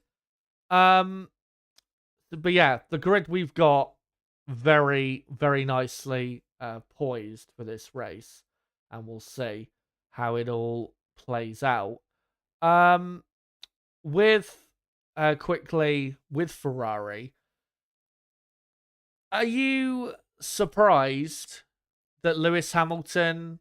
I mean, not that Lewis has been quick here at Silverstone. Obviously, we know he's amazingly fast around here, but it does seem in these last couple races, doesn't it, that he's getting a lot better and a lot more, say, used to the Ferrari car. He was only, I think, a tenth per lap off the pace of his teammate in Austria, which is normally a track Hamilton is regularly not that great around. So, do you think Hamilton is potentially starting to get on top of things at Ferrari and starting to really now compete with Leclerc, or do you think this is only a minor blip of form? Um, yeah, I think you can definitely say that Hamilton has started to find his feet because typically, Lewis isn't particularly great at Austria, and that is a god Leclerc circuit. And he was pretty good last weekend, up until probably the second half of the race, where he just sort of started to drop off. But um, it's been much better by Lewis, and I expect well, let's see if things sort of stay at this level. But it's been another promising weekend. But ultimately, he did bottle it, like I mean everyone else did going into the club chicane. Yeah, So Vale chicane. yeah. He just out of the exit, he had a bit of a scruffy exit, and yeah, it really cost him what would have been a great moment of him taking pole. But yeah, good to see that Hamilton is. It does appear he's getting stronger in that car, and we'll see if he keeps it up and whether he can be closer to Leclerc like he has been as of recent races. But obviously, this track we know he's always going to be super around here because he's the best driver that's ever driven around this circuit. He's just on another level compared to anybody else. He's won so many times around here that I've forgotten how many wins he actually It's has. 9. Yeah, it's 9. to win 9 times around a track like this is bonkers. It really, really is.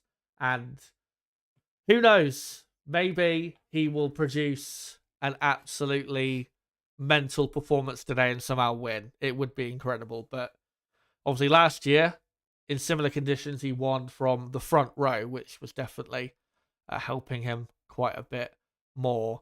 But yeah, the grid all looks good for this race. Oh, another thing I just wanted to ask you about before we get on to predictions. Did you see the onboard of Oliver Behrman's FP3 crash? No, I haven't, It actually. it was, and Behrman absolutely deserves the penalty for what he did. It is psychotic. That is the level of like what he did in that, when Um, he crashed in the entry of the pit lane. You go watch the video, they're under red flag conditions and he's literally going full speed into the pit lane like it's a race situation, and he tries to brake pretty much at the point where, again, in a race situation you'd be trying to brake as late as possible, and I just could not believe what I was saying. I think I think you sent it to me. The steward said okay. that he was going like significantly way too quick. It was like over 200 kilometers an hour or something He under was red going flag. faster than what he did on the previous lap, um, under red flag conditions, yes. Yeah. Yeah, if you go see the video, I know, it's I've watched it. mental. That's stuff that you really practice on the day before, not right then. Yeah, it was the Yeah. last lap of practice, and again under a red flag, and then he just goes absolutely thundering into the pits and loses it. And then he blamed, what was it? He blamed the brakes for being too cold. When actually, if you go look at it, it was him being so overly aggressive. It's just absolutely mental. And he got as well not only the 10th place drop, which is a real shame because obviously he had such a good qualifying yesterday, but 4 penalty points, and he's only what 3 or 4 points from a race ban. Is Behrman? 4, I think it is. Yeah, and he's had 2 red flag infringements in the last few races, and 1 yellow flag infringement as well. So he needs to be careful because he is really getting it from the stewards as of late. But yeah, if anyone hasn't seen the video, then make sure to, because it's just absolutely mental what he was doing. But yeah, we got what 15 minutes to go until the beginning of the race here, as the British national anthem being played now on the grid, and the track looking increasingly a lot drier. And yeah, I think we're going to be only on probably inters for a few laps here to start with. What are your predictions then? What's your top 3 for the race today? Yep, so I'm gonna go with, to nobody's surprise, uh, Oscar Piastri to win the British Grand Prix. Um, yep, that's no real surprise, and I mean, I it was a poor qualifying by Oscar last time out in Austria, and it was a bit of a better performance this weekend. That's for sure. Then I'll go with Max Verstappen in second, as you predicted. I think it'll be very close between Verstappen and Piastri in this Grand Prix. But I think once it gets into the dry, especially, McLaren typically got the advantage in the wet. Now, yes, it isn't going to be super hot and warm quite clearly, as it's wet at the moment. Um, but I still expect McLaren to have the better race car. And then I think I'll go with Norris in third. I think I would go for a bit of a spicy prediction if it was raining a bit more, but it certainly looks like they're going to be on slicks after maybe 15, 20 laps. Yeah, maybe even sooner. We'll have to see. But yeah, McLaren in dry or wet conditions, in clear air, they will have the fastest car today. Whether they'll be miles quicker than everybody else or only slightly quick enough to see. Remember though, in Miami, in those early few laps the track was dry, but it was still a bit damp. McLaren were incredibly quick around there. Obviously, I know it was a lot hotter in Miami, but yeah, McLaren really looked good in those changeable conditions. But yeah, not long until we find out ultimately what is gonna go down, as we've got about 13 minutes remaining. So if you haven't posted in the chat your predictions, make sure to do so. And again, the poll is still running at the top of the chat, where you guys can let me know who you think is going to win this race. And I'll let that poll keep running for another probably 5 minutes, and then we'll read out the results. Hello to Super Kev. Hope you're doing well. And obviously, another thing I was going to say for obviously Oscar Piastri, who we've both predicted to win, is second place on the grid here, has won quite a few times in the last 10 years. 2018 with Vettel, 2019 with Hamilton, 2021 with Hamilton, 2024 last year with Lewis Hamilton as well. So, it is definitely doable here at Silverstone. We've had winners even from the third row of the grid here in the past. And of course, Piastri's manager, Mark Webber, won this race twice, both from second place on the grid as well.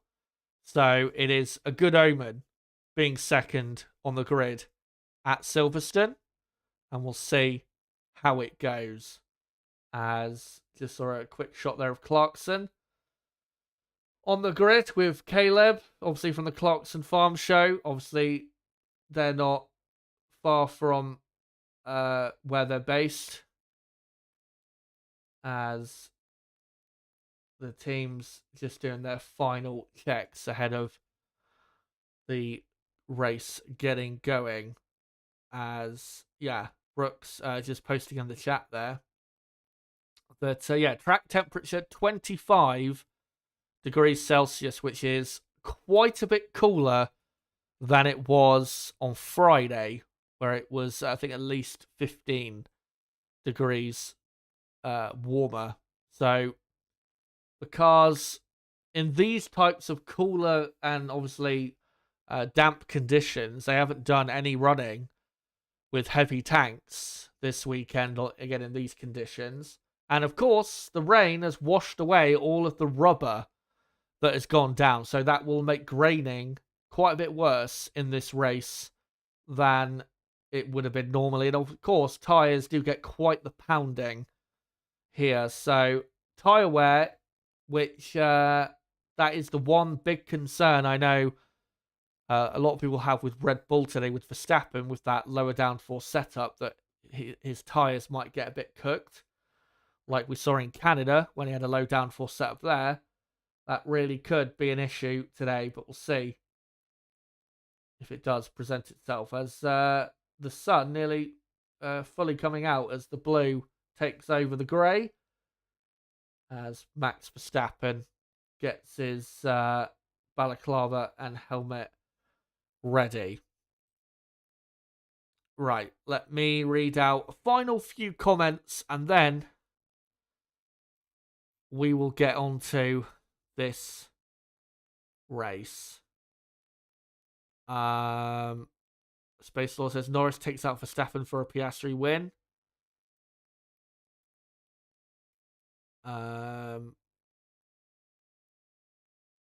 Francois Janssen, I think it is, says, I think to be realistic, a McLaren 1-2 and third for Max.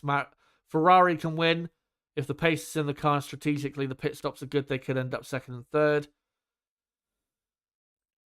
If they pull off the absolute best strategy, yeah, maybe. But yeah, Ferrari have not helped themselves with obviously messing up at the very end of qualifying. Jay Kim says Antonelli doesn't need Max to come in as a de facto number one, with his dad Jos meddling. However, stars seem to be pointing in this direction. That's one quick thing just to quickly touch on. Obviously, we've heard that Max is or has been in talks this week with Mercedes. Do you think there's any concreteness to that? And are you leaning more towards Max going to Mercedes next year, or are you still unchanged on that? I'm not sure. I mean, I'm tired of it already, and it's been 2 weeks, and Eric, the Dutch journalist, said it's going to go on for another 6 weeks.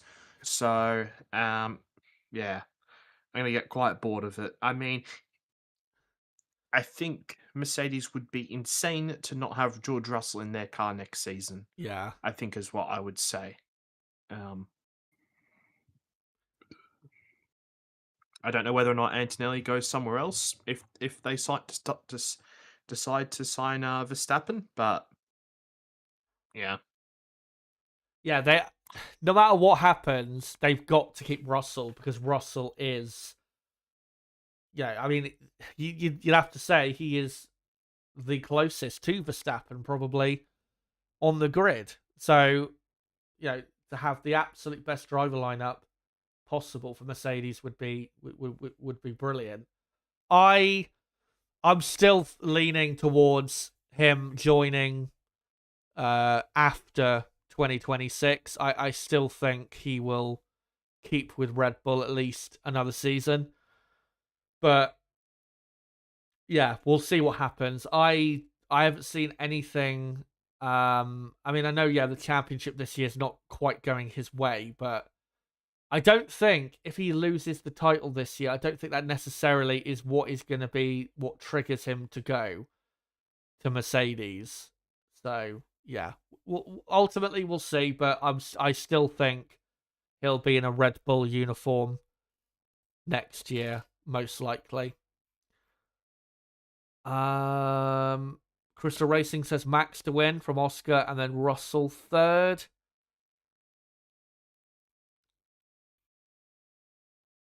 And Rook's just posting there that that's from 2014 to 2017, that quite a high chance of a safety car. We do tend to get a safety car basically every time here at Silverstone. I can't remember I think the last race we had here where we didn't have a safety car was probably, 8-9 years ago at least. So, yeah, it always tends to happen. So, I'm sure it will happen at some stage. But, let me quickly finish up the results of the poll. And I asked you guys who will win the British Grand Prix today. 747 votes, and 39% of the vote has gone to the world champion, Max Verstappen. 32% of the vote to Lewis Hamilton, and then 13% apiece for the two McLaren drivers, Norris and Piastri. Let's find out who's going to win this British Grand Prix. And let's get into a final few key stats and bits of information that you guys need to know going into this race. Starting with the championship standings, Oscar Piastri coming into this race 15 points clear of Lando Norris. Max Verstappen in third, absolutely must win today. Russell fourth, Leclerc fifth, Hamilton sixth, Antonelli seventh, Albon eighth, Ocon in ninth, and Nico Hulkenberg now 10th for Sauber. On the constructor side, McLaren just over 200 points clear of Ferrari, who are now second in the championship, Mercedes in third, Red Bull fourth, and then Williams in fifth, Racing Bull sixth, Haas seventh. Only 1 point behind is Aston Martin eighth, Sauber ninth, and Alpine quite far behind now in 10th. Let's just go through those some key stats for the front-running teams that you guys need to know of going into this race. For McLaren, their last win at Silverstone was 17 years ago in that classic drive from Lewis Hamilton in the wet in 2008. Can they get a home win? And McLaren, in the last 20 years, have only won here twice. 2005, they won here with Juan Pablo Montoya, and then, Hamilton took the win in 2008. Last year, it was third and fourth. They were very disappointing in the end. Can they go a step further and get what they should have got last year, which is the win? For Red Bull, their last win here at Silverstone was 2 years ago with Max Verstappen, and they've won at Silverstone twice in the last 10 years, both with Verstappen. Last year, it was 2nd and 17th. They were close to winning, but in the end, obviously Hamilton took it. Will Max go one better today? Ferrari's last win at Silverstone was 3 years ago with Carlos Sainz. They've had also 2 wins at Silverstone in the last 10 years. Sebastian Vettel took the other win in 2018. Last year, they were awful here, 5th and 14th. Surely, it will be better today. And for Mercedes, they won last year's British Grand Prix of Lewis Hamilton, and they have been easily the most successful team here in the last 10 years. They have won here 7 times in the last 10 years. And of course, last year, won the race, and with George Russell, had a DNF. Could have been even a 1-2, that race. It was such a great weekend. But can they replicate that? It would take some going to do it. But let's go through now your starting grid for the British Grand Prix of 2025. On the front row, the world champion Max Verstappen and the championship leader Oscar Piastri. On the second row, all British second row, Lando Norris and George Russell. The third row is an all Ferrari third row, Lewis Hamilton, who has won here so many times, and Charles Leclerc still looking for his first win at Silverstone. The fourth row, you have Fernando Alonso, who's won here twice, and Pierre Gasly in 8th. Carlos Sainz in 9th, who's won here before, and Kimi Antonelli 10th, of course serving his 3-place penalty for taking out Verstappen in Austria. Just outside of the top 10, the Racing Bulls partnership from very early in the season, Yuki Tsunoda and Isaac Hadjar. Then you've got Alex Albon and Esteban Ocon. 15th and 16th, Lawson and Bortoletto. The penultimate row is Lance Stroll and Oliver Behrman taking a 10-place grid penalty from his brilliant qualifying. And then 19th last on the grid will be Nico Hulkenberg, and 20th and last and starting from the pit lane, Franco Colapinto.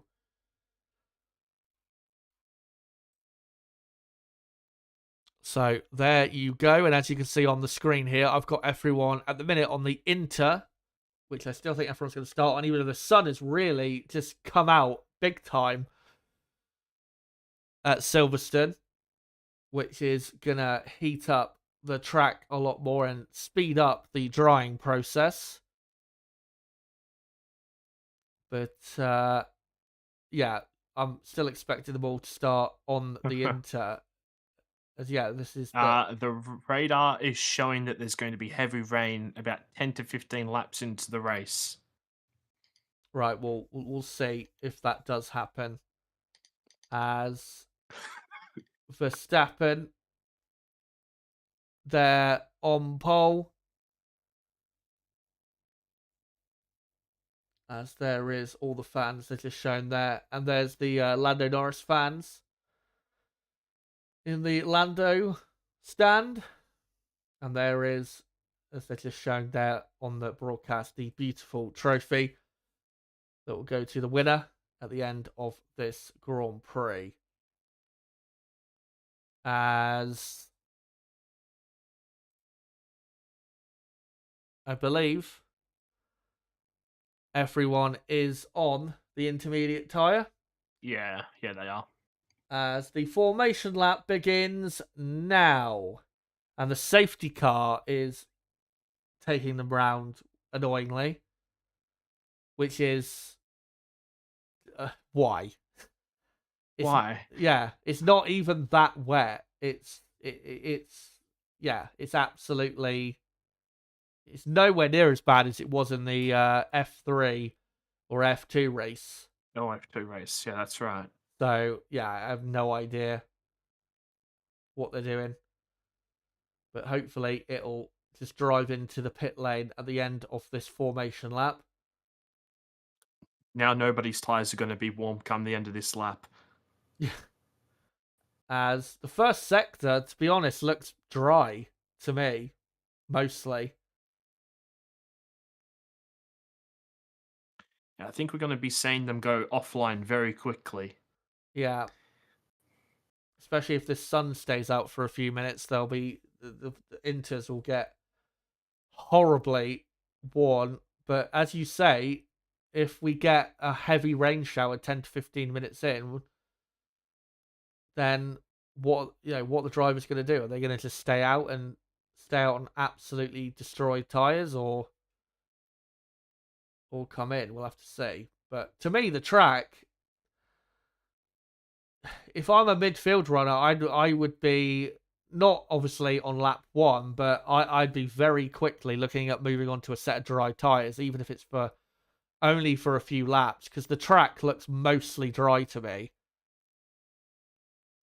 Even though, to be fair, they're not obviously going at racing speed, but it does look a lot better than even it did 20 minutes ago. As Verstappen, Piastri, Norris, the front three are just coming through Beckett's and into Chapel now, so they're just entering the final sector.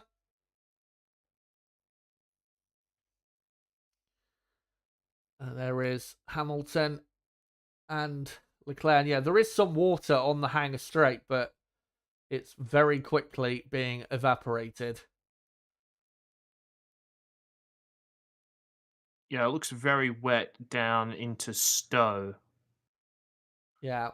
Well, I say very wet compared to the rest of the track, but everywhere else looks pretty dry. Yeah. Yeah, that part, this last sector looks like it's the only properly wet part of the circuit. As record-breaking weekend attendance of 500,000. At Silverstone, as a Ferrari is coming in, and looks like a Mercedes as well. Yep, it is George Russell who's going on to a set of hard tyres. Hadjar, Bortoletto, Behrman as well. Colapinto, he's done in the pit lane, but yeah. Right. Well, this messes up things with the order, as Piastri says it's too wet in the last sector for slicks. So, right. Yeah. Let me just update some of the order. Anyway, here we go. The race is about to begin. The lights are on. 3, 4, 5 lights. And we are underway at Silverstone. And Max Verstappen has got a decent start, but so has Oscar Piastri. But Verstappen keeps it into turn 1, going right round the outside as Fernando Alonso keeps ahead of Pierre Gasly there. But the McLarens are side by side. Hamilton right in there. This has really helped Hamilton get right in there with the McLarens, with Russell pitting. But they're all got away just about okay. But we'll see, as we've got a yellow flag. Don't know who for. We'll see with the people that have There's Lawson in the background. We'll see. Off track. We'll see with the people who pitted for dries whether that has whether that will work for them. But we'll have to wait a couple laps. As it's now green flag, as the McLarens still very close. Piastri having to move offline there to find the water. But it is Verstappen leading from Piastri, Norris, Hamilton. And then Alonso has actually lost position to Gasly. So Gasly is 5th, Alonso 6th. Ocon says he's got damage, which is a shame. Carlos Sainz I'm seeing there in 7th. And then Antonelli 8th. And yeah, Lawson looks like he's got a broken suspension possibly there. As this is Lewis Hamilton up the inside of Norris at Stowe. Has he got the move done? Norris has got the superior line round the outside, but Hamilton still keeping with him. Will he go round the outside? No, Norris keeps the position by forcing his car up the inside as they begin lap 2. As Hamilton got a bit too close to the back of Norris, then had to slow up. But I'd say Russell, we've got a virtual safety car now. Russell and Leclerc and Hadjar, Bortoleto, Behrman, their race has been screwed by pitting. Because it clearly is definitely not dry enough for dry tyres, is it? It's clear to see that from what we've seen so far. I mean, even in the middle sector where it looked quite dry, Chaz, Russell was 5 seconds slower than Verstappen. Yeah. So they And have... it was 11 seconds in the final sector, so definitely too wet for dries. Yeah. So, well, with this virtual safety car, we'll see if those cars decide to come back in again. As Colapinto is out of the race. I don't know if he never started or if that's who Lawson collided with. But, yeah, Colapinto is out. So, there you go. And so is Liam Lawson. So only 18 cars remain. And, yeah, you've got... what do you call it? Russell is on the hard compound tyre. Leclerc is on the medium. Here's a replay of Ocon. And yeah, Ocon and Lawson it'll be. And I don't think Ocon could have gone anywhere with that. He was in a sandwich as they were going through turn 5. And yeah, Lawson, maybe you could say, turned in a slight bit too early or more too aggressively, but that crash was inevitable. Can't go 3 into 1. There was I think it was Sonoda trying to go up the inside of Ocon. Yeah, as we're on lap 3 now. I don't know what tyres Hadjar, Bortoleto and Behrman are on, but I do know that Russell and Leclerc are on hard and medium respectively. Antonelli now pits for dry tyres. He goes for the hard tyre. So we'll see what Antonelli comes out. It should be ahead of his teammate.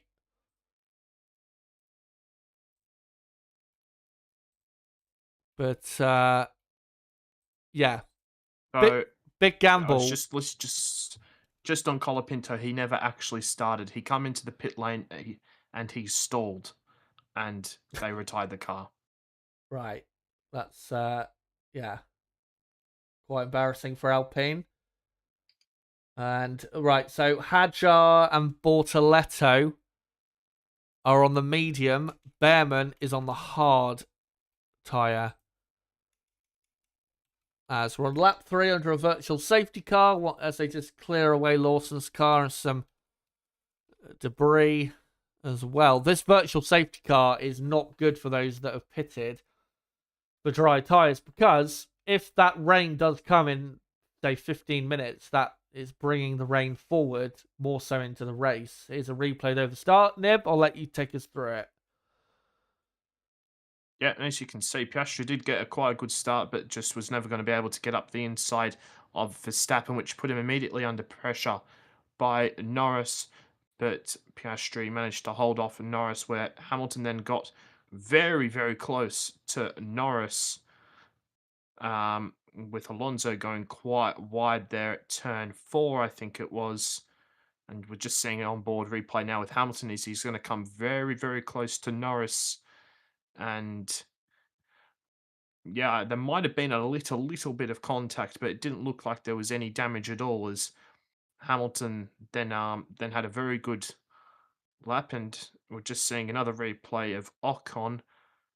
And I'm not even sure how there was a car that got up the inside of him, because Ocon had gone down the inside anyway, so That's quite something. And now just a replay of Hamilton's overtake attempt around the outside of, sorry, down the inside of Stowe on Norris, and wasn't able to get it done at the village chicane. And then both of them had quite a massive moment going through into club, and the VSC has ended. Absolutely. We are back underway. By the way, shout out to Aiden in the chat who for €2 has donated. Says legend for doing a live for the race. Thank you very much for that. So, yeah, we're underway on lap 4. Verstappen leading by half a second from Piastri in second. There's, we got another car out, and it's Bortoletto on the medium. Of course, on the wrong tyre. The track is not dry enough for dry tyres. And that is going to be probably another virtual safety car. He now drives out of the barrier, so hopefully that won't cause a virtual safety car. But yeah, it's Verstappen, Piastri, Norris, Hamilton, Gasly, Alonso, Sainz, Albon, Tsunoda, Hulkenberg. And then everyone from 13th to 18th is on a set of dry tyres, but it does not seem to be working. As, yeah, they look like they're losing 5-6 seconds a lap at least.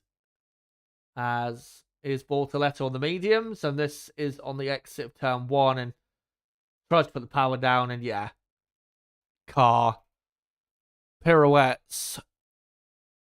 And Mercedes, I think, unless a safety car comes out later to really help them, I think Mercedes have just completely destroyed their race.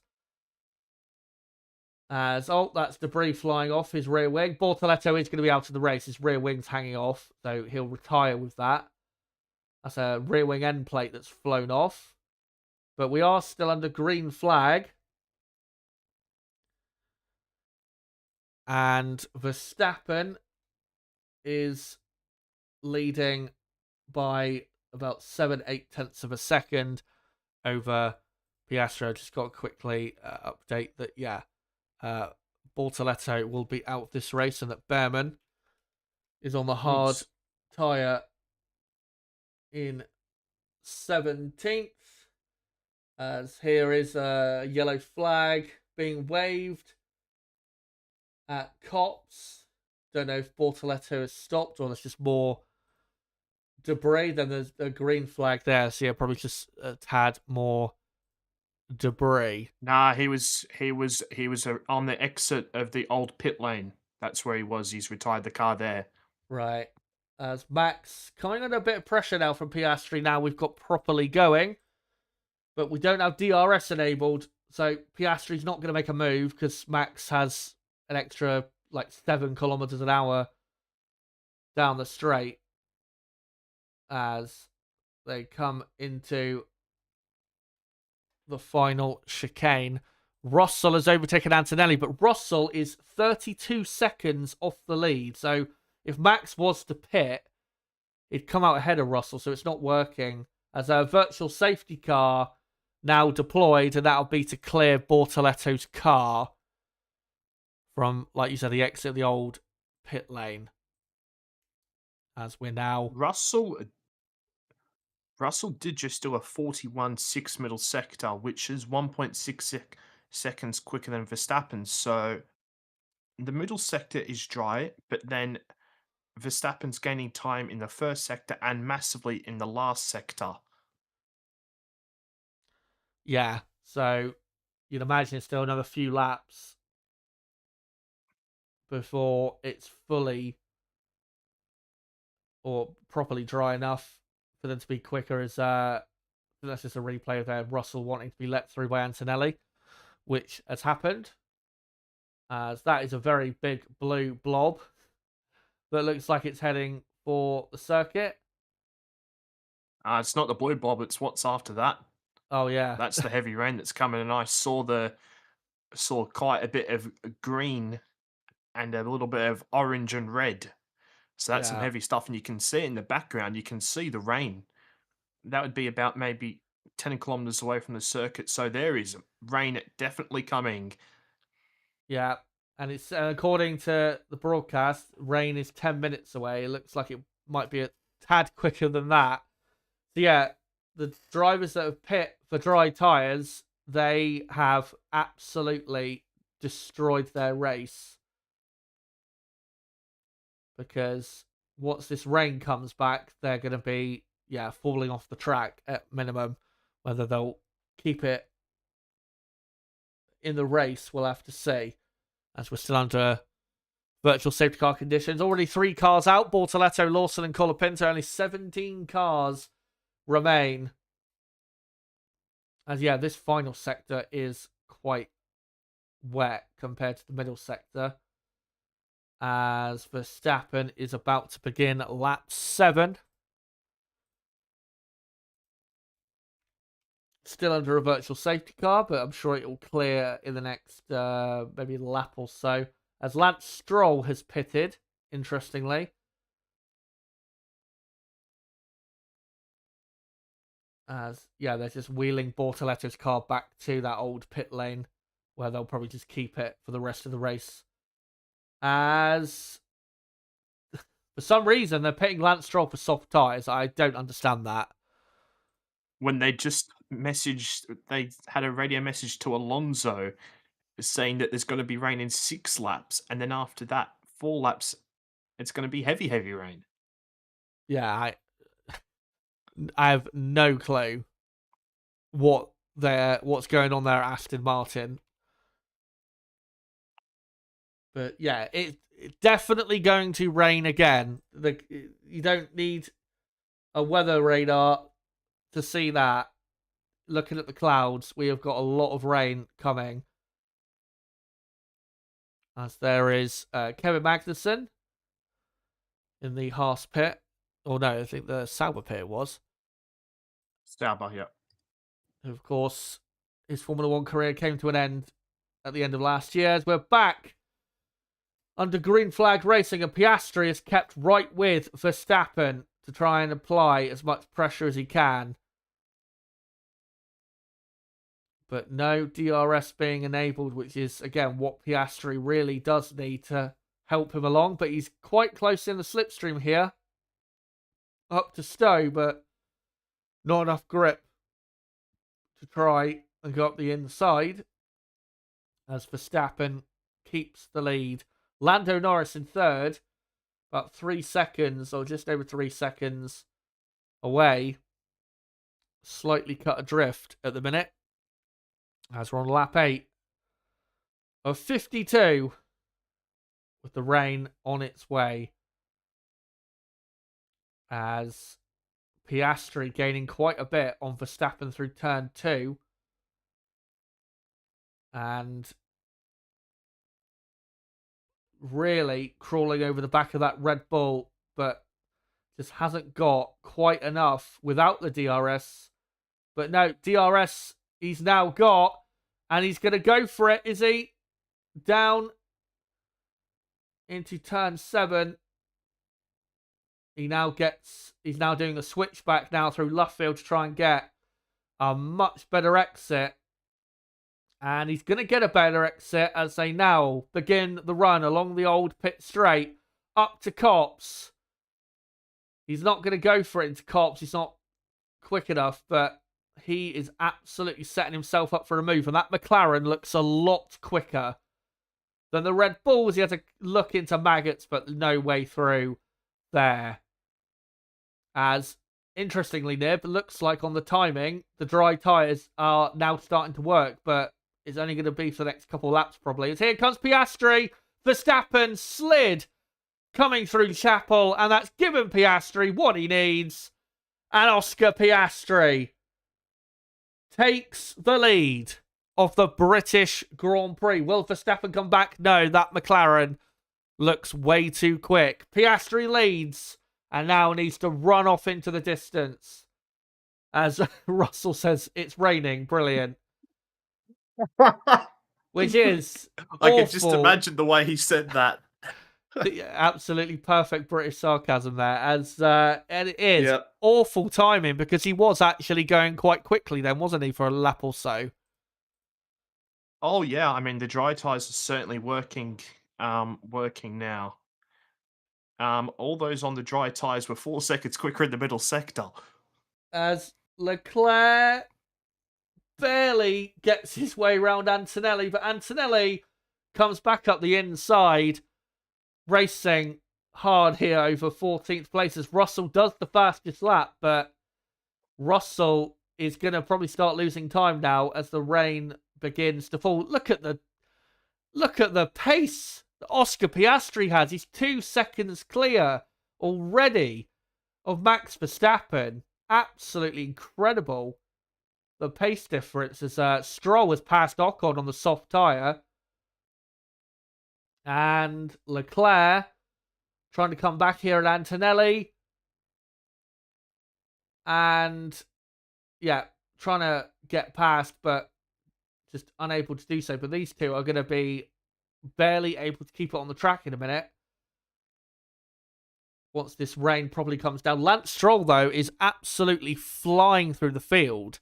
He's up now to 10th on the soft tyre. And this next couple laps or so on these dry tyres is where the people on the dries need to make it work, because they're going to start losing lots of time in a moment. As Piastri begins lap 10, nearly 3 seconds clear of Max Verstappen.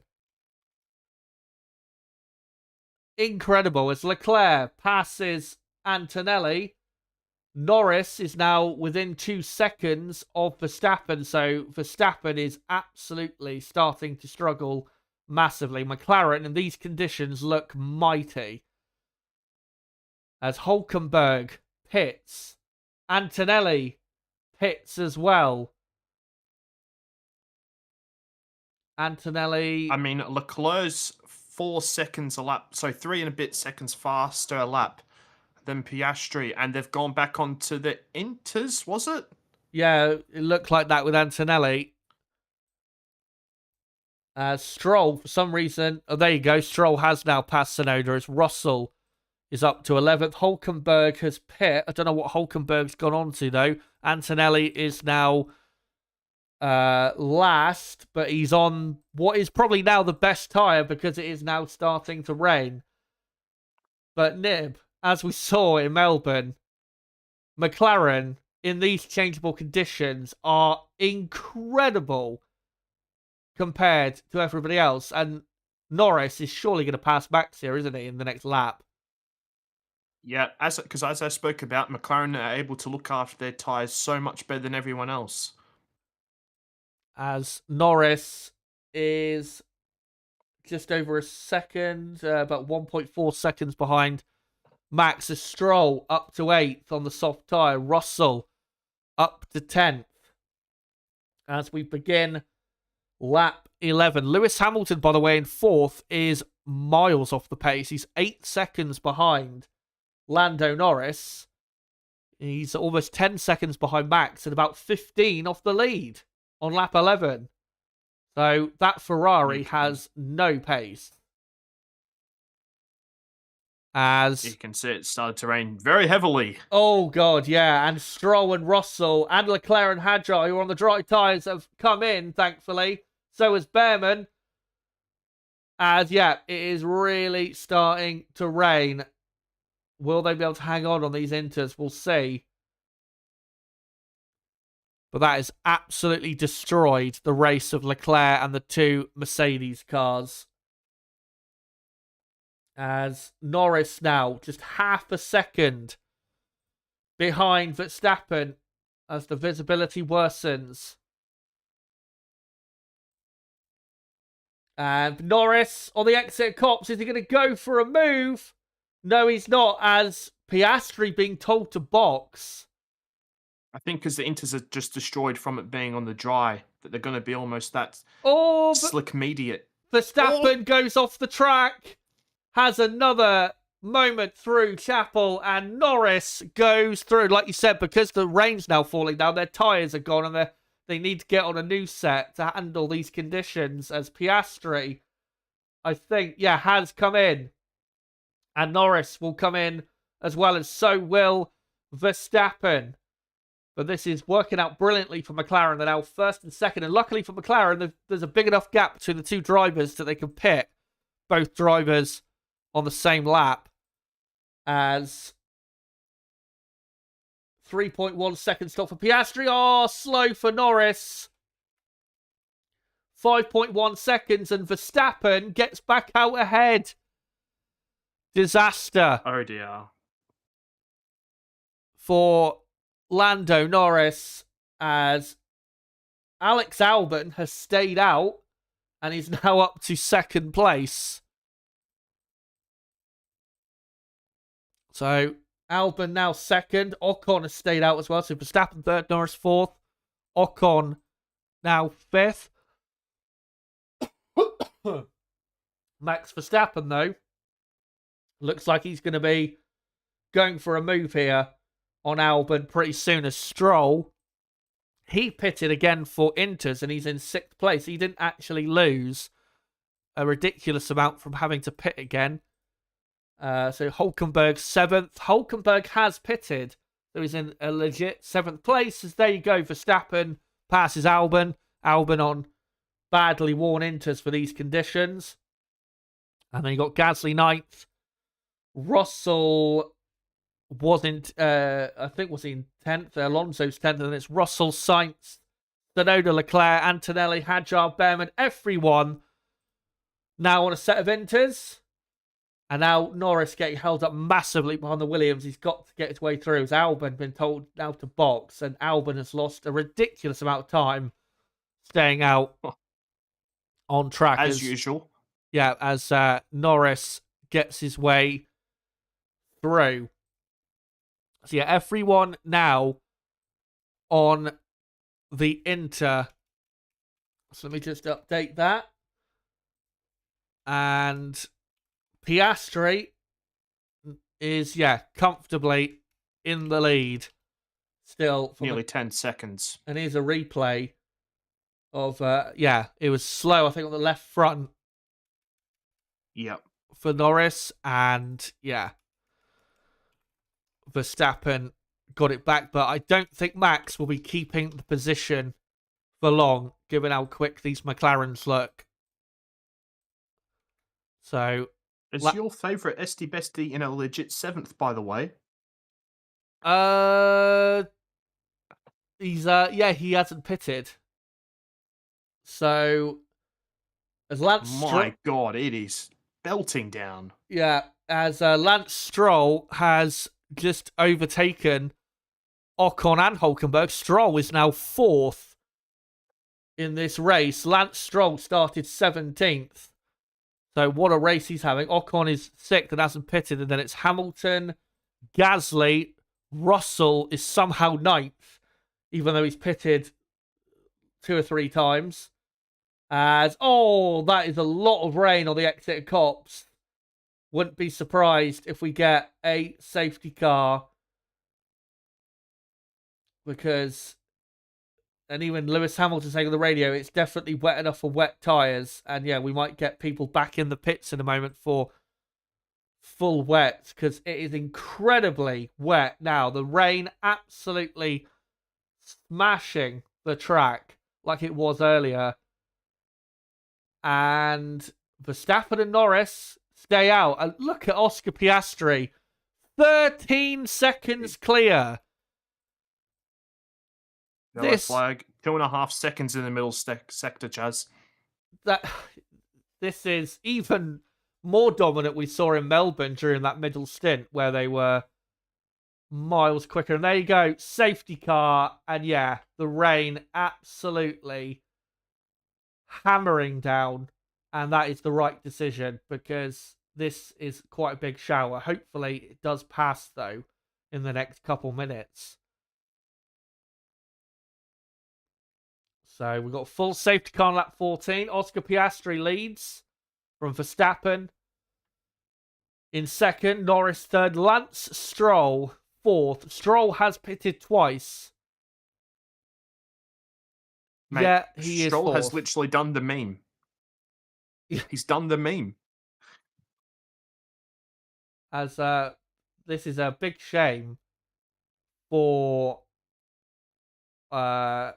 Oscar Piastri, who had built up pretty much right before that safety car a 14-second lead over Verstappen, and that's going to get all eliminated by this safety car, but as long as it stays wet, I don't see how anyone can keep up with these McLarens. As is a replay of onboard Hamilton, and yeah, can't see anything. Yeah, definitely the right decision. And that's Leclerc going straight over the runoff. And yeah, Leclerc having absolutely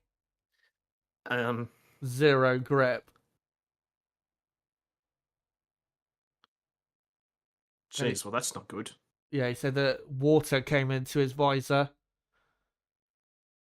But it looks like that shower has stopped. Yeah, the very heavy rain has certainly stopped, but I think they're probably going to need maybe 4 to 5 laps underneath the safety car to get the actual level of water down on the circuit. Yeah. So we'll see what they decide to do. By the way, thank you to then for £10, who says a bribe for Norris getting the win. Cheers for that. Yeah, so we're under a safety car, lap 15, and we have quite the mental top 10. Oscar Piastri leads, Verstappen second, Norris third, Lance Stroll is fourth, started 17th, and is currently in fourth, as according to their the broadcast, rain is ending in 4 minutes. Hulkenberg is fifth. Hulkenberg started 19th. The people in the chat that were talking about Hulkenberg finishing fourth and fifth, you have absolutely called it perfectly. Hulkenberg is having a stormer, no pun intended. Gasly has somehow passed Lewis Hamilton and got up to 6th place. So Gasly 6th, Ocon 7th. Ocon has not pitted at all. And then Hamilton 8th, Russell 9th, Alonso 10th, and then Sainz, Albon, Tsunoda, Leclerc, Antonelli, Hadjar, Behrman is the rest of your field. And Bortoletto, Lawson, and Colapinto are the only cars that have retired. Yeah. You know what? We look like absolute fools for laughing at Aston Martin pitting Stroll underneath the VSC. They absolutely cooked. Yeah, They've they played did an it. absolute blinder there. Yeah, they did it absolutely perfectly. Soon as it got too wet for the dries, they immediately got on the Inter, and haven't lost any time because of it. In fact, have gained quite a bit from it. So yeah, a perfect call by the Aston Martin team, as a lot of water on the straight, on the hangar straight. And yeah, I will be back in a moment. yeah, no problem. As Nib said, safety car will probably be out for a few laps until the conditions are raceable, which I don't think will be, again, massively too long.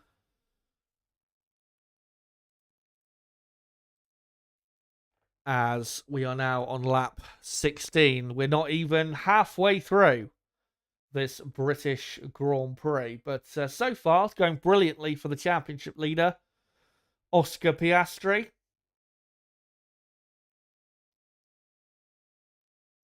who, in these conditions, given how good the McLaren looks, you would imagine that Piastri really should be winning this race. But you just don't know what's going to happen in these conditions. It is a very difficult track, Silverstone, in these conditions.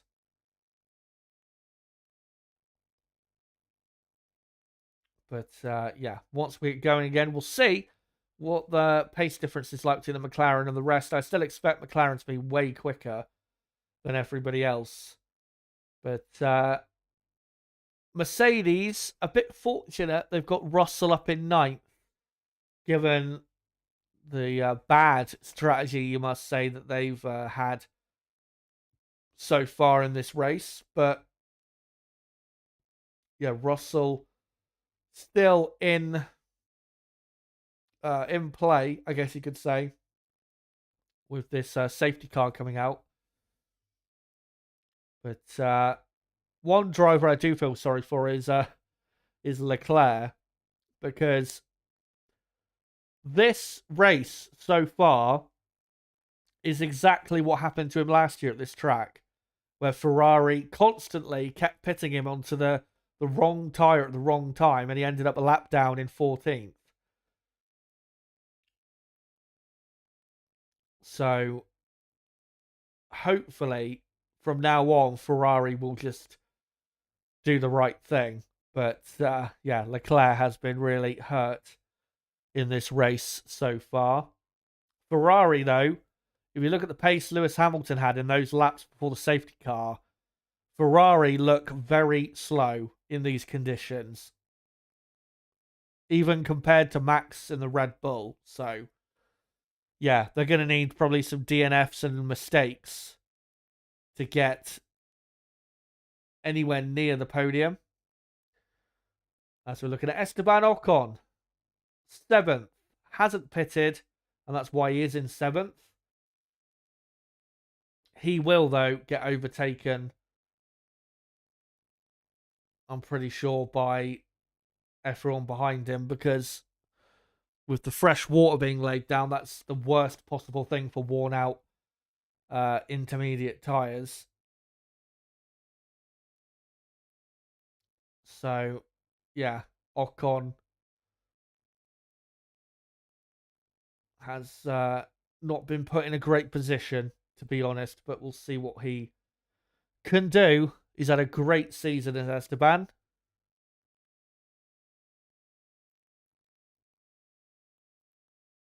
And the next car up behind him is Lewis Hamilton, followed by the Mercedes of George Russell. So they should be overtaking him, you'd imagine, pretty quickly. Verstappen pulling up alongside Piastri there. Mm-hmm. At least Oscar isn't going to deliberately get Max a penalty like Russell tried quite clearly in Montreal. But we'll see. Hopefully we can get going again pretty soon. I think after this lap, we should get going again. The sun's out, the track's going to dry quickly. Let's get going again. Yeah. And there's not going to be any more rain after this. Well, there shouldn't be unless there's a miracle. Right. Well, if that's the case, then yeah, they should just enter the next lap, get this going again. Because with the cars pounding around at speed and the sun probably coming back out, that'll obviously dry things out. And look, safety cars coming in at the end of this lap. Even better. That's a very late call. Normally they, after the first sector, they'll say whether the safety car comes in. That was right before the start of the final sector. So there you go.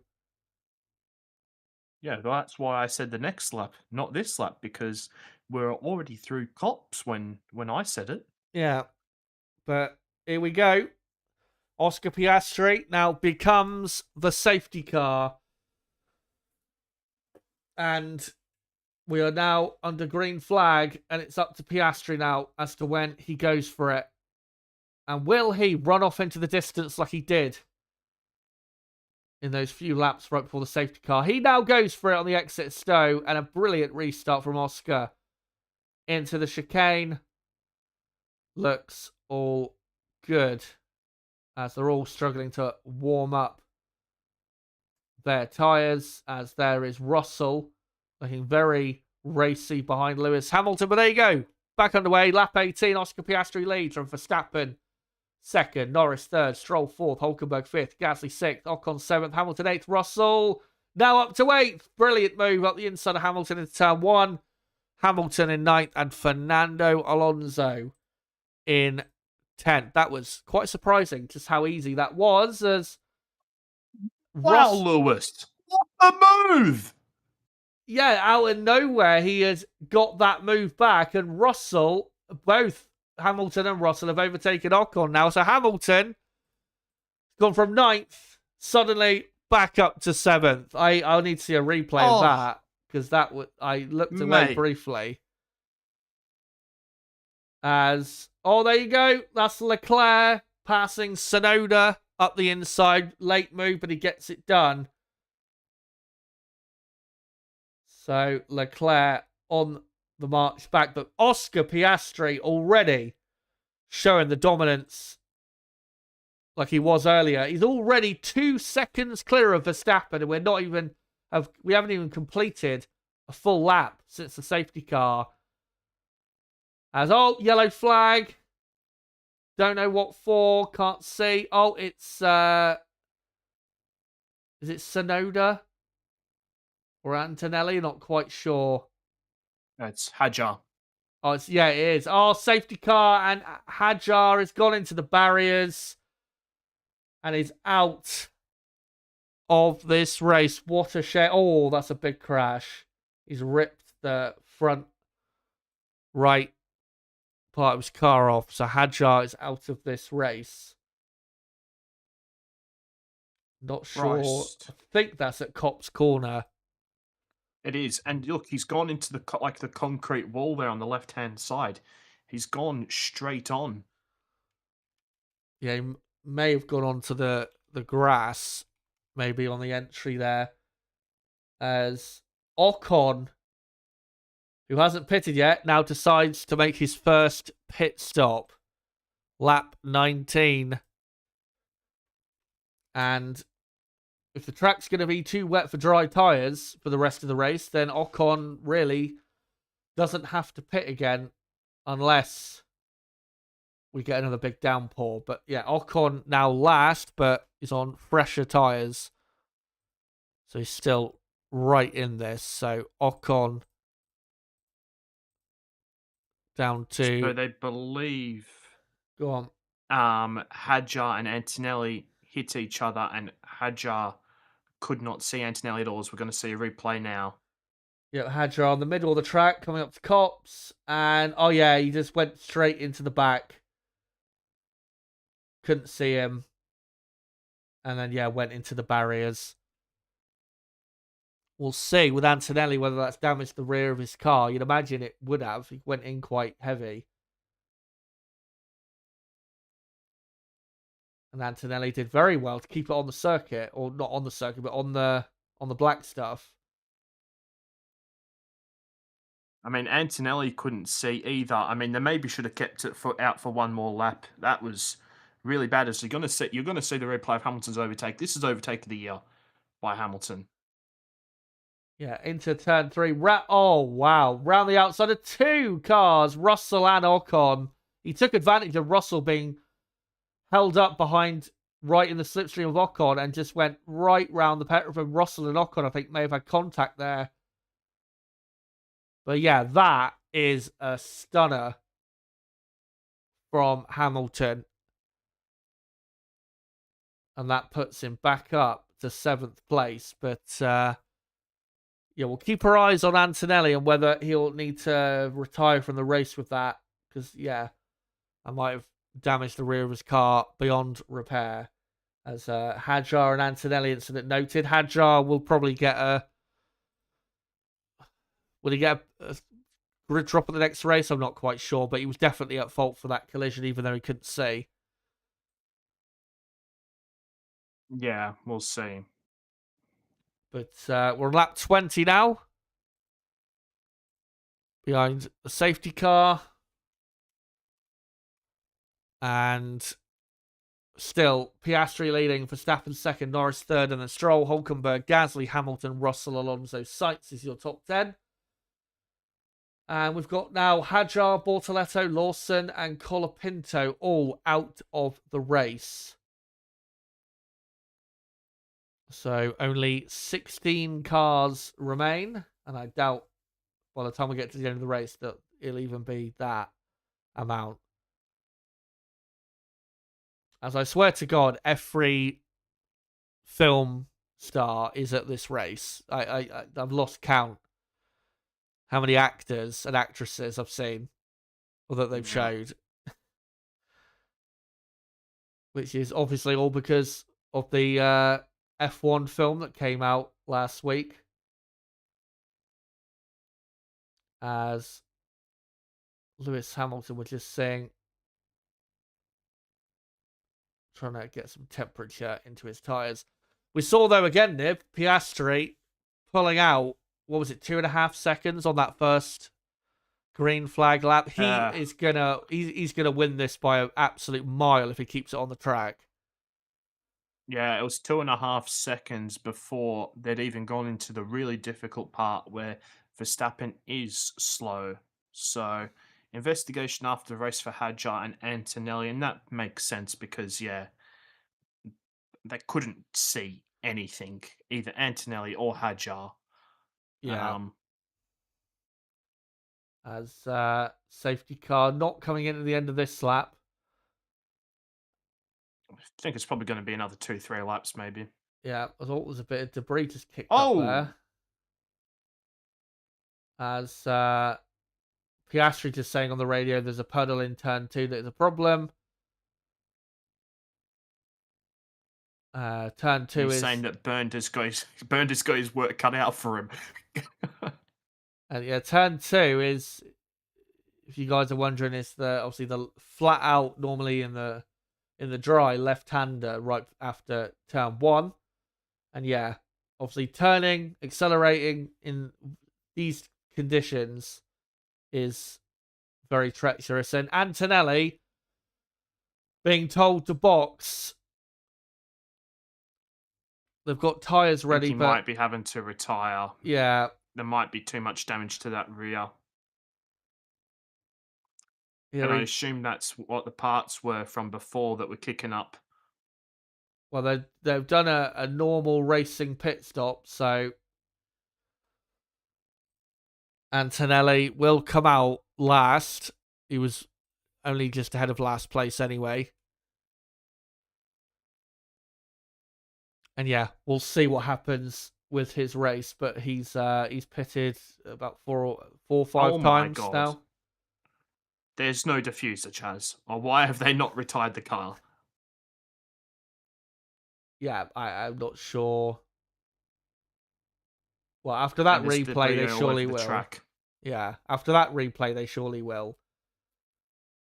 But you'd have thought, pitting him there, they would have had one of the main engineers, having a look at the back of the car like they used to back in the day when they'd bring Ross Brawn out at Ferrari to have a look at a car if it had a bit of contact or whatever, but no.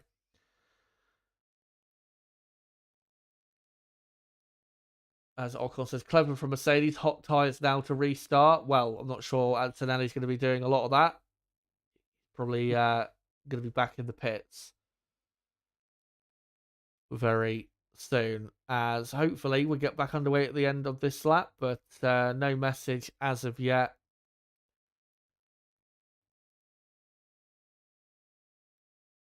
As coming through Beckett's into Chapel, and no, safety car won't be coming in just yet. But yeah, we'll keep our eye on. Oh no, there you go. Again, really late that was. And see there, look, but Piastri has stopped to let the safety car go, and Max has ended up going ahead. That is, the FIA have fucked this up again. That's diabolical. Ridiculously late. If the safety car's going to come in at the end of this lap, they need to be saying it at least half a minute earlier. But, Verstappen spins on the exit of Stowe. He's lost it. Oh, dear. And he is going to fall down the field behind the two Williams, is he? Yeah, he keeps ahead of one of them. But, that is an absolute disaster for Verstappen. And the safety car coming in so abruptly absolutely has contributed to that. But Verstappen is now down in 10th. What a disaster. And this is dreamland now for McLaren. And Lance Stroll is now third for Aston Martin. But he's got Hulkenberg right behind him. Verstappen going wide there. Is the Williams going to get up the inside and get the move done? Yes, he is. Albon goes up to 10th. Max's tyres, you'd imagine, will be a bit overheated from having sponges there. But Max going to come back. Piastri's just been noted for a safety car infringement. What the fuck could he have done? He needs to build a gap. Exactly. The FIA have completely fucked that up. Not once, but twice. As another car's gone off. That's looks like a Haas car. Yeah, it is. It's Behrman. So he did get up a couple spots, and now he's gone down a couple spots. So Behrman in 15th. Verstappen did get that move back on Albon. Yeah, the safety car was called in late, and then Piastri brakes. Verstappen ends up going ahead. And then Piastri obviously has to wait for the safety car to come in. And then he goes. And like you say, he's been noted for a safety car infringement, but that was not his fault whatsoever. As Verstappen, there's a replay of the spin, which surely was because his tyres were not anywhere near ready. And, there you go. So Behrman was hit by Tsunoda and cut right across the left field corner. But that is, if Piastri gets a penalty, that is absolute bullshit, because there is nothing he could have done about that. That was the FIA's fault. But anyway, we'll see what happens. As Tsunoda and Behrman noted for their collision. But out front, Piastri 3 seconds clear of Norris. Stroll in third is 9 seconds. Now Piastri under investigation for that incident. Lance Stroll nearly 10 seconds behind already in third. Obviously, he's in a midfield car. He's going to drop behind very quickly. As we're looking here at Lewis Hamilton 6th. Meanwhile, Verstappen 10th. 1.1 seconds behind Sainz, and that spin very well could be the final blow for Max Verstappen's World Championship. We'll see, though. There is still just over half of the Grand Prix to go, as Lewis Hamilton gets a good exit from Chapel onto the hangar straight. Will he got the inside of Gasly? No, he's not quite far enough alongside, but he's definitely going to overtake. He's got way more grip than the Alpine. But, yeah. He'll get the move done soon. As Piastri begins lap 24. If Piastri gets punished, this will be absolutely bullshit. And this is the thing, right? He did speed up down the hangar straight. But then I don't even know if he knew that the safety car was coming in by the time he was accelerating, because it looked like he slowed down by the time he was actually realizing that the safety car was coming in. Well, this is the thing, there's two ways normally you get notified if the safety car's coming in. Either one is if the lights obviously go out on the safety car, or if your team lets you know on the radio. So he would have been notified very late, whether visually or audibly, that the safety car was coming in. And then obviously would have been like, oh, fuck. Slammed on the brakes to wait for the safety car to get back to the pit lane. So, yeah. I just don't see what Piastri or Verstappen could have done in that situation. As Lewis Hamilton gets a right tank slapper through Cops, and that gifts the position to George Russell, who goes up to 6th. Hamilton had a really big moment there. As out front, Oscar Piastri, 3.5 seconds clear of Lando Norris. Lance Stroll is already well over 10 seconds behind the leader. As Nico Hulkenberg on lap 25 is only 1 second away from a podium, but we've still got a long way to go. As, yeah, just a replay there. Yeah, Hamilton doing well to keep the car on track. This sport's a fucking joke. 10-second penalty for Oscar Piastri. That is, as Nib said, a complete joke. Because Antonelli, which I saw there, is in the garage and is out of the race. But yeah, that is absolutely wrong. And I hope McLaren, if I'm McLaren, I'm appealing that after the race, because that is absolute rubbish. There's nothing he could have done in that situation. That's the FIA, who, again, they didn't just mess it up once. They did it the time before. And we mentioned it on stream as well, how late it was called in the time before. And it was even later the second time. So yeah, we'll see. We'll see what happens. Still a long way to go.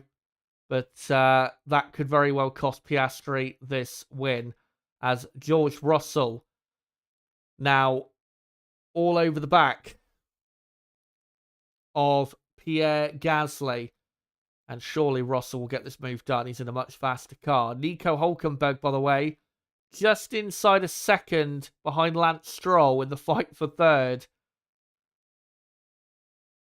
As Tsunoda, I think, is under investigation for, and he's going to get a penalty for colliding with Oliver Behrman. Tsunoda has been colliding with everyone in the last couple of races. But Oscar Piastri's going to have to fucking pull out a 2009 Mark Webber German Grand Prix performance here. Yeah. He's currently just under 4 seconds clear of Lando Norris. So, yeah, he's going to have to really get his head down. And, yeah, the lights went out on the safety car. And you see, almost immediately, he brakes. And then... That's ridiculous. Yeah. But you can see the safety car turns its lights out, and then probably, 2 or 3 seconds later, Piastri brakes hard to give the safety car the gap, which is what you're supposed to do. When the safety car turns its lights out, you're supposed to, if you're the leader, you wait for the safety car to get back to the entry of the pit lane, and then it's up to you as to when you get going again. And that's what Piastri did. But no. But yeah, we'll see what happens in terms of post-race as well. But that is absolute bullshit, as far as I'm concerned. As that's fucked. That's what that is. That's fucked. It is. As is Lewis Hamilton in the slipstream of Russell. Will he go the inside into Stowe? Yes, he will. But will Russell come back underneath? He tries to. But Hamilton keeps the position on lap 27. So Hamilton is up to 6th place. As they're telling Lando, Oscar, the 10-second penalty, that means we will not follow him into the pit stop. As now, we'll see if Lewis Hamilton can pass Pierre Gasly. Gasly's had a great race. He was running 5th in the early laps before they all pitted again. And he's up in 5th once again. He's doing a remarkable job, but surely he can't keep Hamilton and Russell behind. Max Verstappen, by the way, in 10th, is going nowhere. He is stuck in a Williams sandwich and he can't get anywhere near the back of Carlos Sainz. So Max's race is absolutely destroyed.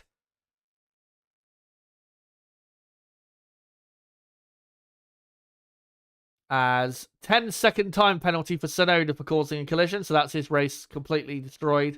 Well, destroyed his own race, colliding with Behrman. As Tsunoda's horrible form continues.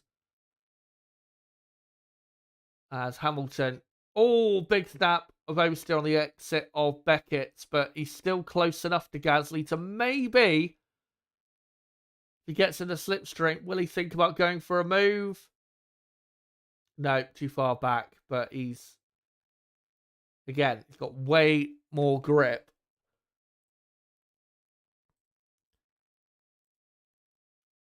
As we're on lap 28. As out front, Oscar Piastri 4 seconds clear of Norris. He needs another 6 seconds.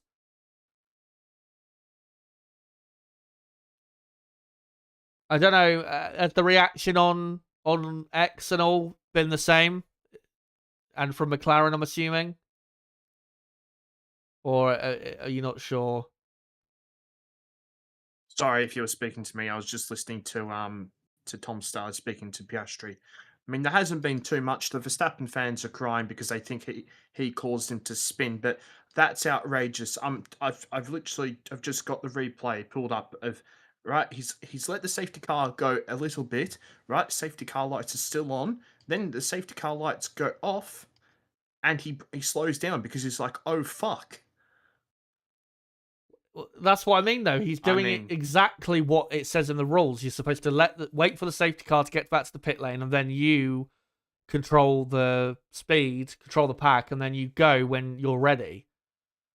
That's literally how it works. And because if he had stayed closer, he would have been too close to the safety car. Exactly. And that's why it's just another shambles that they called the safety car in as late as they did. And now Red Bull, now they're saying, oh, they need to, the gap to Stroll. Fuck that. They're gonna That's have a joke. Yeah, they're gonna have the gap to Stroll. Stroll's miles off the pace of the McLarens. Stroll is 20 seconds behind almost. So yeah, like you said, an absolute joke. Piastri did nothing wrong, and Max's spin, if anything, was caused by the FIA decision to call the safety car in as late as they did, because Max obviously was caught out by it as well. Braked suddenly once he had accidentally gone ahead of Piastri, and then that would have hurt his tyres, and then spun. So Piastri and Verstappen's race has been severely compromised, thanks to the FIA, who've had an awful weekend as well when it comes to decisions. Some of them in the F2 and F3 race as well have been diabolical. But yeah, we move on to this battle still. Hamilton and Gasly racing over 5th. Lance Stroll in 3rd is 1.5 seconds clear of Hulkenberg. Stroll's doing as usual. Turns up one wet race a year and turns into Ayrton Senna. After this race, he'll go on a string of 10 probably Q1 eliminations if he finishes on the podium here. As Hamilton just not getting close enough down the Hanger Straight on the exit of Chapel to have a go. As he gets a great run, though, through Stowe and up the inside. Finally, Hamilton gets 5th. And now his next target has to be Hulkenberg. And Hamilton, he's not going to win the race. McLaren are too quick, but he can absolutely finish 3rd. And take yet another podium. It's been 12 years since Lewis Hamilton last missed out on a podium at Silverstone.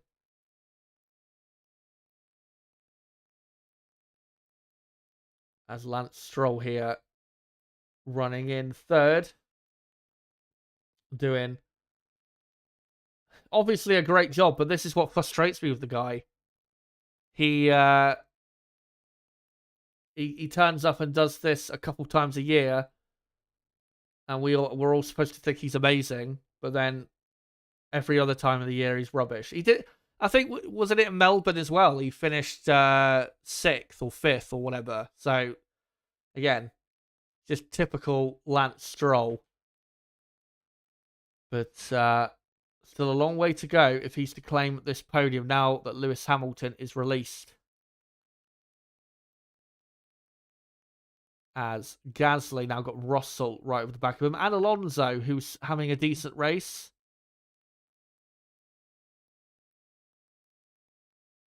Max Verstappen still stuck in 10th. And as it stands, Oscar Piastri is going to finish 2nd to Lando Norris. in this race. But for the championship, the gap between Piastri and Norris will be 8 points in Oscar's favour. Max Verstappen, though, will be out of the championship at that point if he finishes where he is, compared to where the McLarens are likely to finish. Max needs a miracle in these final 20 laps or so.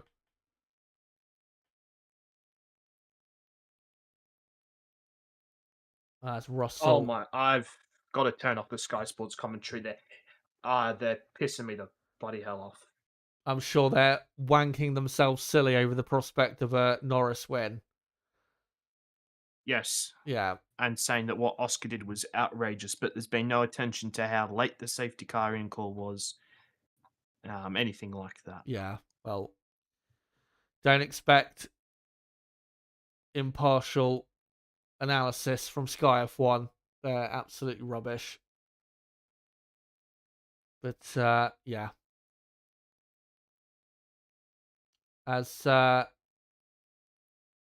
looking here at Stroll, who is getting closed on a bit now by Hülkenberg, who's got the gap back down to a second. Lewis Hamilton, interestingly, is not closing the gap to Hülkenberg. How about this? If this was to be the finally the time Hülkenberg gets on the podium, he started 19th, as unlikely as possible to finish on the podium, yet he is this close. I ain't gonna say any more because he's been close before and thrown it away. But again, the most unlikely of times to get a podium after what happened yesterday in qualifying. It would be hilarious if he was to finally get it here. All I'm going to say is Force India, Hulkenberg and Hamilton. Yeah. As Hulkenberg really looking a lot better now, as Stroll says it's starting to dry. And yeah, the first sector in certain areas down the straight towards the Luffield section, it's looking a lot better, but still very wet, the track.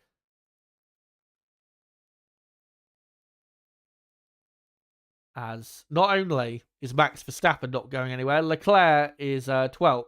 Within a second of Albon, he's also not gone anywhere in this race. He's having, the same same race he had last year here at Silverstone. Racing in the middle of nowhere outside of the points. As Hulkenberg gets a decent exit there from Chapel. A very good one, actually. And now gets right in the slipstream. He's not going to go for a move. He's not close enough, but he's absolutely looking good here to go for a move soon, because Stroll has really started lapping a lot slower. Lewis Hamilton is now starting to gain a lot more time on these two as they begin lap 33.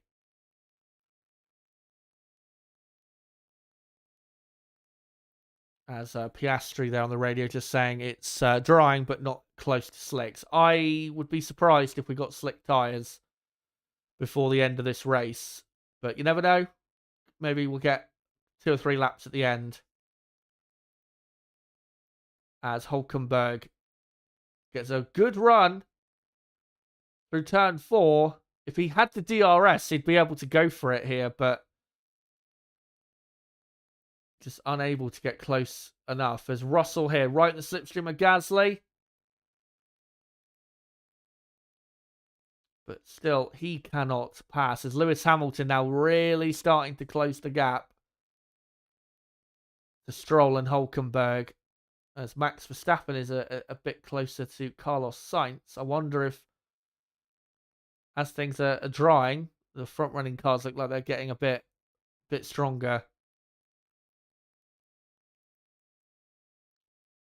As surely Russell is going to pass Gasly in the next few corners. He looks so much quicker. As Hulkenberg here, again, right in the slipstream of Stroll up to Stowe. But if only he had the DRS, he'd probably already be past him.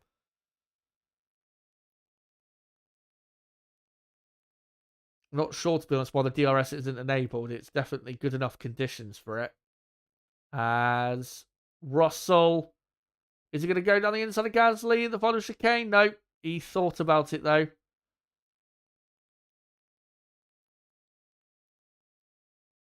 And tries to get as best exit he can onto the pit straight.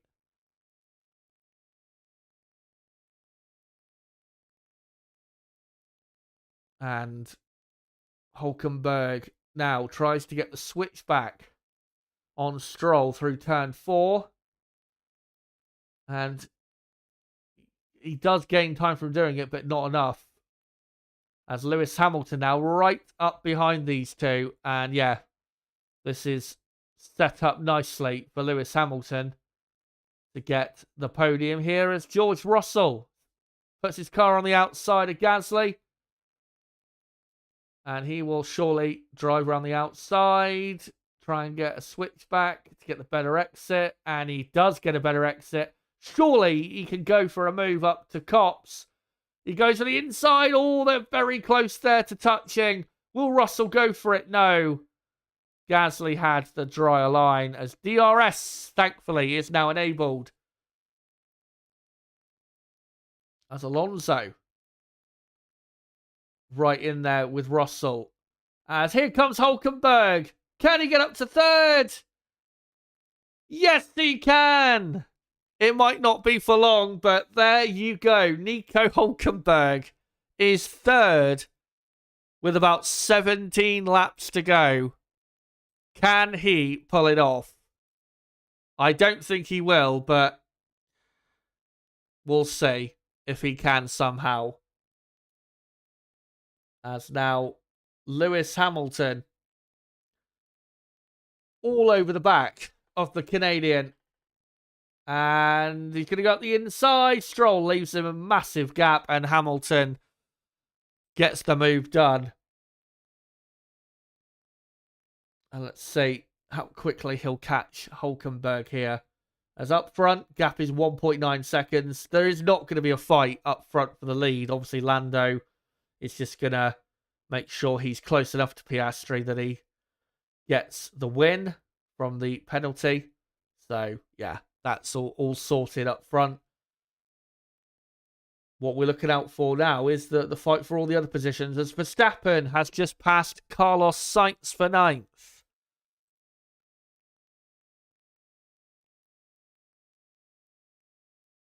As here is Russell and Gasly still fighting.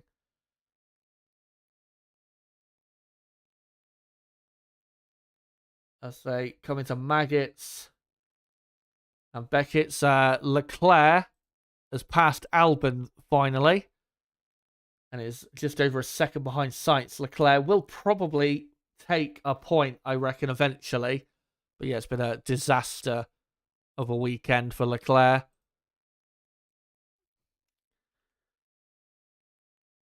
As Russell's going to get a much better run through Stowe, but not good enough to send it up the inside into the final chicane. No.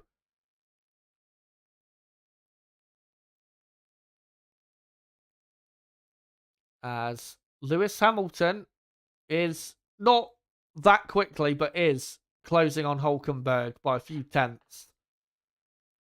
So I imagine Hamilton is going to pass Hulkenberg for third probably in the next couple laps or so. As Gasly has a bit of a wiggle on the entry into turn 3.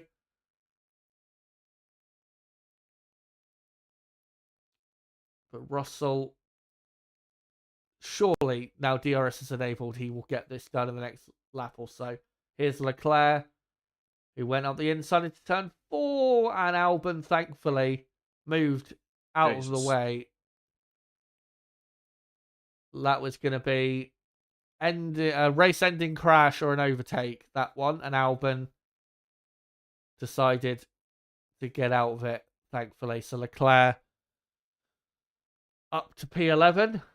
As here comes Lewis Hamilton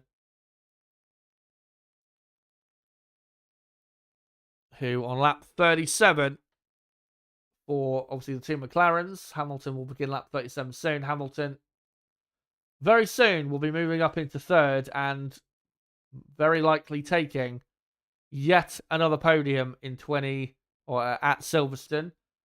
But he's not had. I'm trying to think this year. This might actually be his first podium of the season if you exclude the sprint races. If he was to take it, which is incredible to say. But yeah, not been a good season for Hamilton or the Scuderia. As Leclerc now right behind Sainz in the fight for 10th. So yeah, Williams probably going to miss out on a point.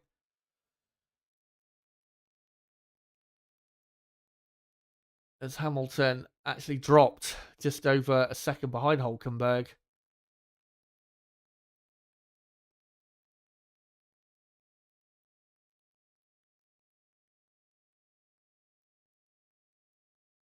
As we're looking at the little box cam of Leclerc following Sainz. But yeah, nowhere near close enough to overtake. Russell still behind Gasly. Gasly, though, is catching Lance Stroll, who really is suffering with his pace. So Gasly might be able to take fifth if he can keep the pack behind, because he's catching Stroll at a pretty good rate.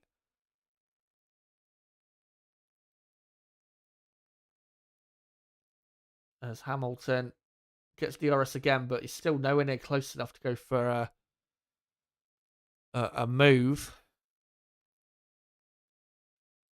As one thing I need to update is that outside of the top 10, Tsunoda is last, and then Behrman is 13th at Ocon. Haas have had a disappointing race.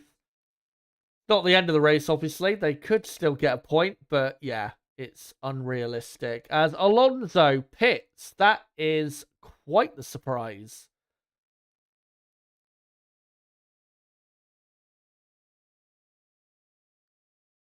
As Russell says on the radio, depends how brave you want to be when running P7. It's for the dry tyres.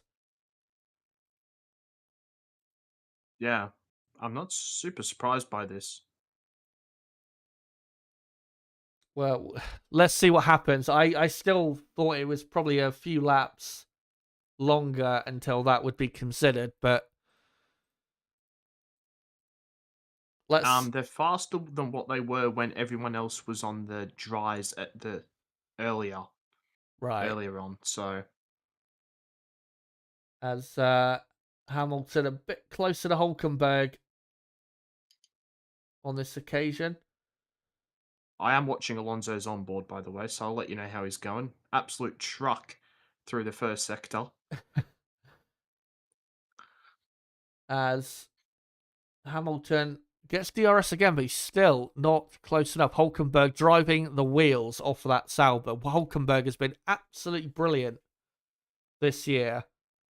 Been probably one of the top 5 drivers or so, you'd have to say, in the last 3 or 4 races. He's been really great.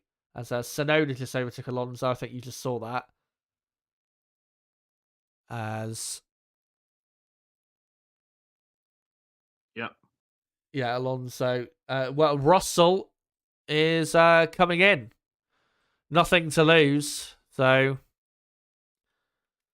let's see. They used the hard tyre earlier. Surely they'll go for a softer tyre than that. And it is... No, it is the hard tyre. Why? I don't understand. So yeah, Russell will come out. Probably a little bit too early. Yeah, Russell is going to come out in 14th. Well, no, he comes out 13th, but yeah. Alonso lost 7 seconds in the middle sector. Yeah, that.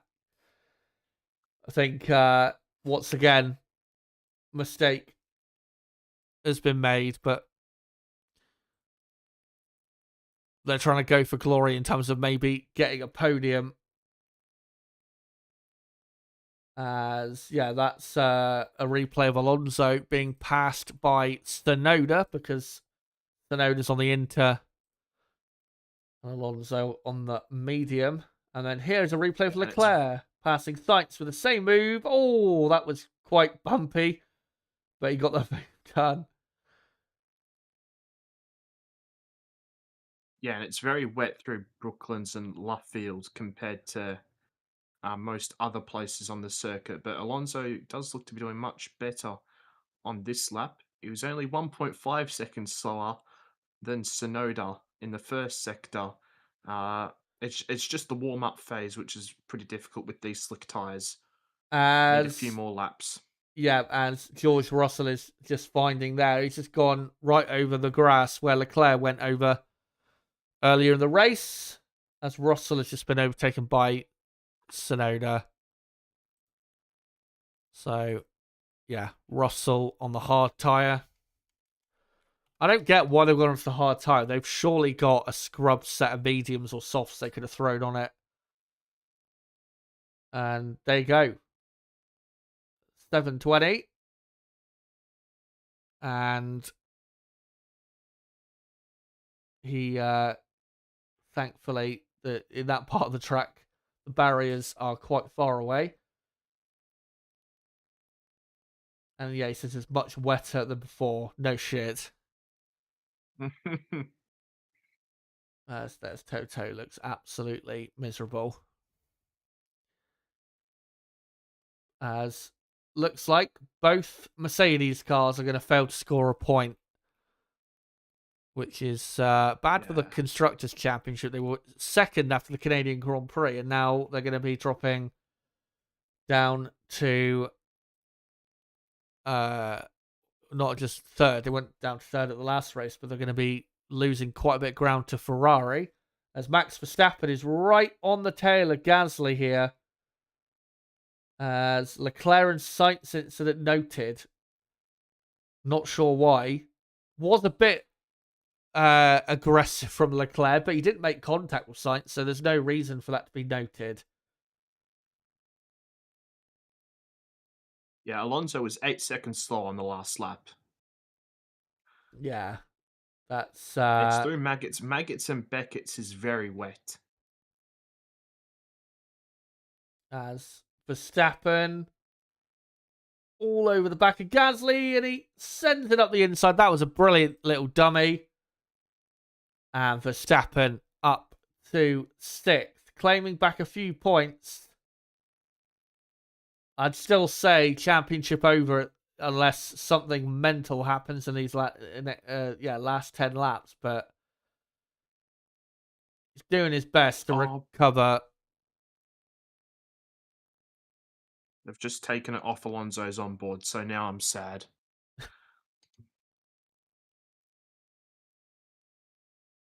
Yeah, Alonso. It looks like Russell is. I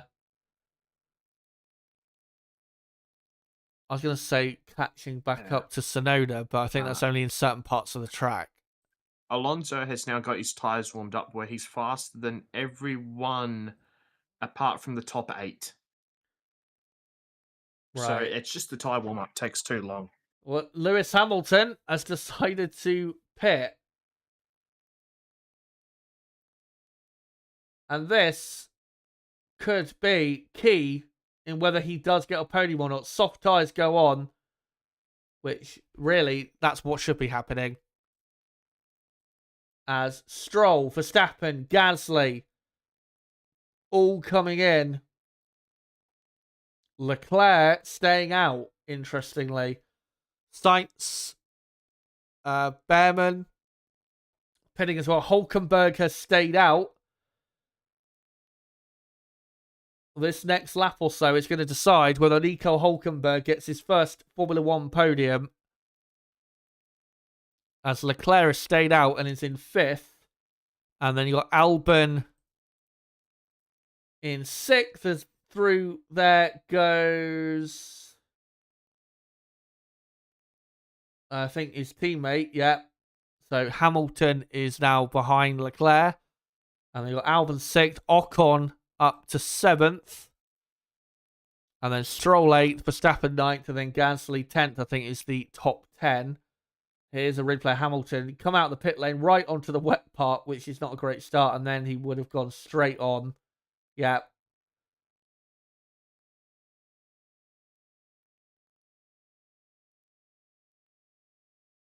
And also Leclerc went off the track in the background as the McLarens are staying out. And Hülkenberg has pitted. Can Hülkenberg take the podium here? Let's see if his pit stop and release all goes good. Oh, they've had a slow pit stop. Are you kidding me? No. 4.6 seconds. Leclerc pits, Albon pits, Ocon pits. I think it will come out ahead of Hamilton, but it's still going to be a bit close. But, God, Sauber. That was awful. But, yeah, he has come out ahead of Hamilton. But I don't know by how much. As Piastri told to pit. Piastri's going to have to take his penalty here. So, Hamilton 4th. Stroll 5th as Piastri pits. Verstappen 6th. Gasly 7th. Leclerc 8th. Albon 9th. Sainz 10th.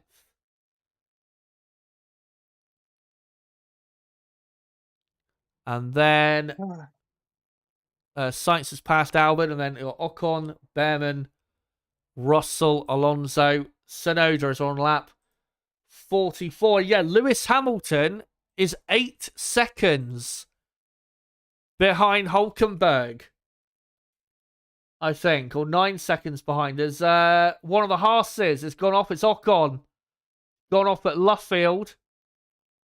Yeah, that has worked out brilliantly for Hülkenberg, who's got an 8-second gap to Hamilton with about 8 laps or so to go. Can Hülkenberg hang on? It's going to be tough because Hamilton is already gaining a lot of time. Obviously on the softer tyre, and he's in the faster car, obviously in dry conditions.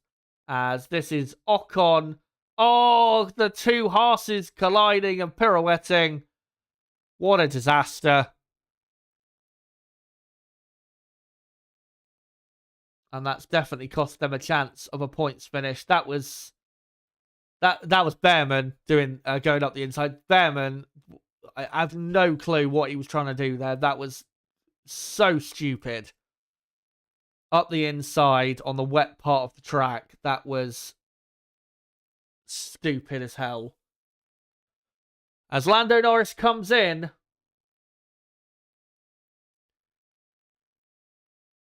And will now come back out on a set of mediums. Piastri, I'll tell you, is not going to be that far behind Norris, but Norris should still keep it. As he comes out of the pit lane. And yeah, Lando Norris is in the lead of the British Grand Prix with a few laps remaining. But still, not quite over yet. The track's still in treacherous condition. But the McLaren's out front on the mediums. Hülkenberg is in third and he's 7 seconds clear of Hamilton. Can he hold on for finally his first podium? We will find out in these final few laps, as that is Alonso passing Albon for 8th. Let me just update that Hamilton and Stroll are on the soft tyre. Leclerc is down to 14th. Leclerc's had a moment or something, but that I don't think that's a replay. Piastri just went off and went straight on at Beckett's, and that was very lucky that he kept it together. Great control, because that could have been race ending there.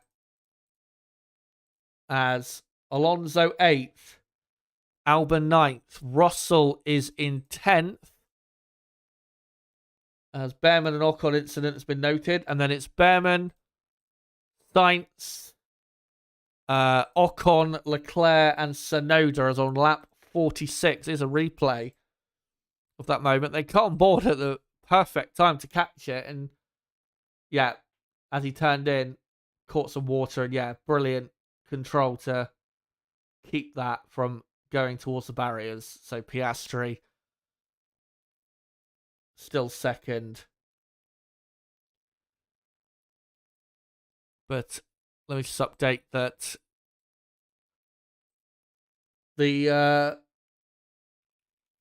most of the top 10 is on mediums. You've got Verstappen in 6th. Hulkenberg, by the way, 6.8 clear of Hamilton.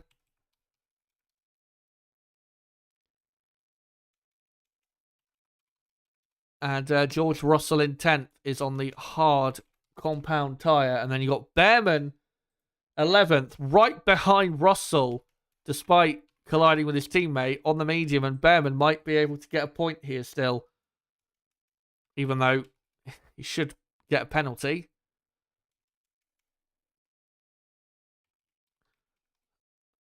As is a replay of Leclerc on soft tyres.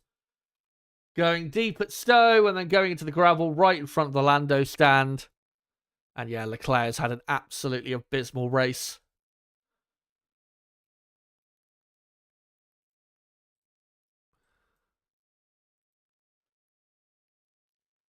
And he was nearly a lap down when the McLarens came in.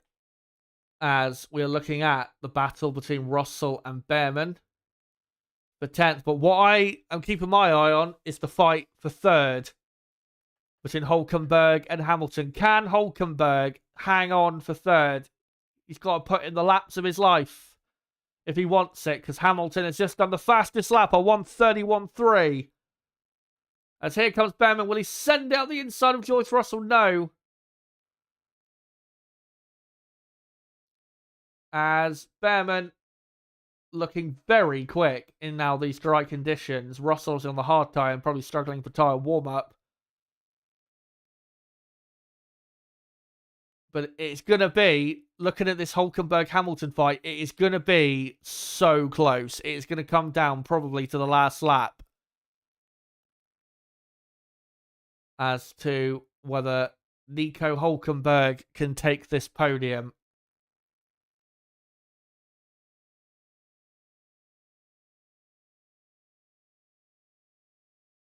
As Russell was saying, he's got DRS on Albon, who somehow is in 9th place. He's survived the race so far, and he's heading possibly for a couple points in this Grand Prix. Got Lance Stroll still up there in 5th.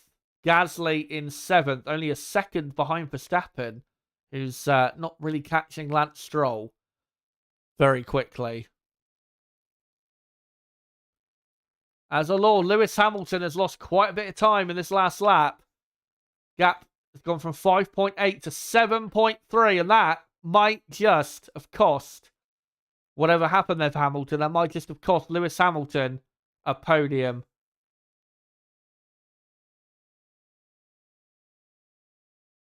As Behrman continuing to harry the Mercedes.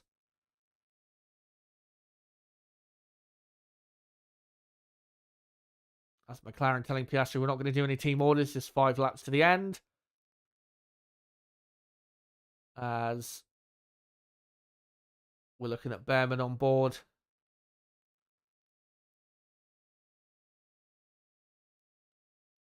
Still following Russell. As Gasly has actually got within a second of Verstappen now.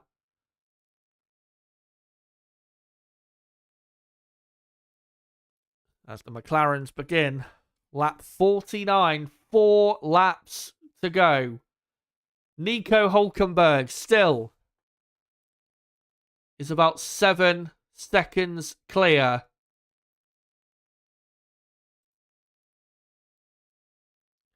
Now just under 7 seconds. Remember as well, if Sauber were to get a podium, it would be the first podium that team has had, whether it's Alfa Romeo or whatever, since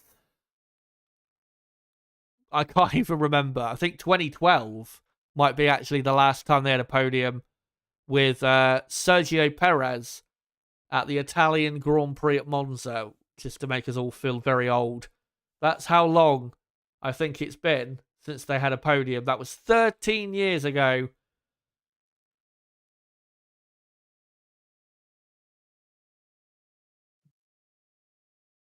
And as much as I've criticised Hulkenberg, I really hope he gets this podium, even though, again, over the years, I have criticised him at times.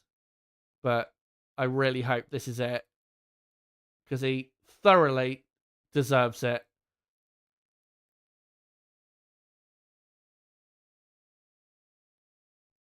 As we're looking here at Gasly hounding Max Verstappen. Who would have thought we'd be seeing this in the closing stages? Gasly as well, shout out to him. He has had a top race, showing his worth to Alpine. Without him, Alpine would have nil points in the championship.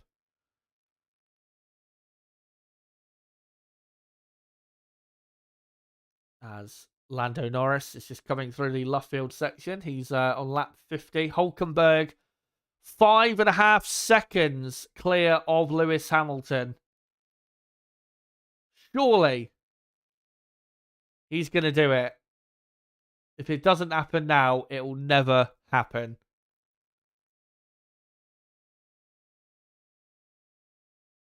As Behrman is right up behind Russell as they're coming into the final chicane, but unless Behrman does one of those wild overtaking attempts he does sometimes, I don't think Behrman is going to get a point here. He's probably going to get a penalty anyway for his collision with his teammate, which I'm sure will go down well in the briefing after this race.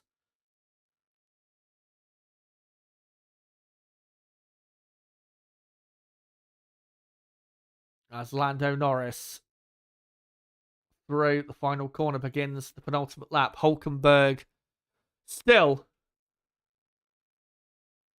about 5.3 seconds clear, as he's got, here he is on board, 239 race starts. Is this surely going to be it?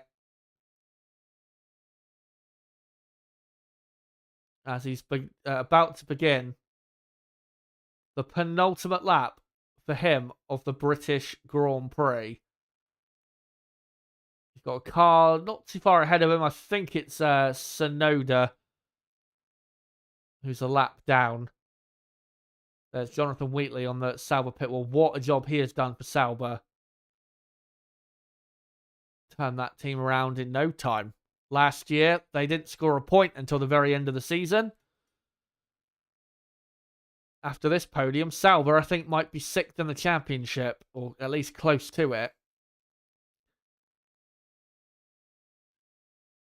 As we still look at Lando Norris.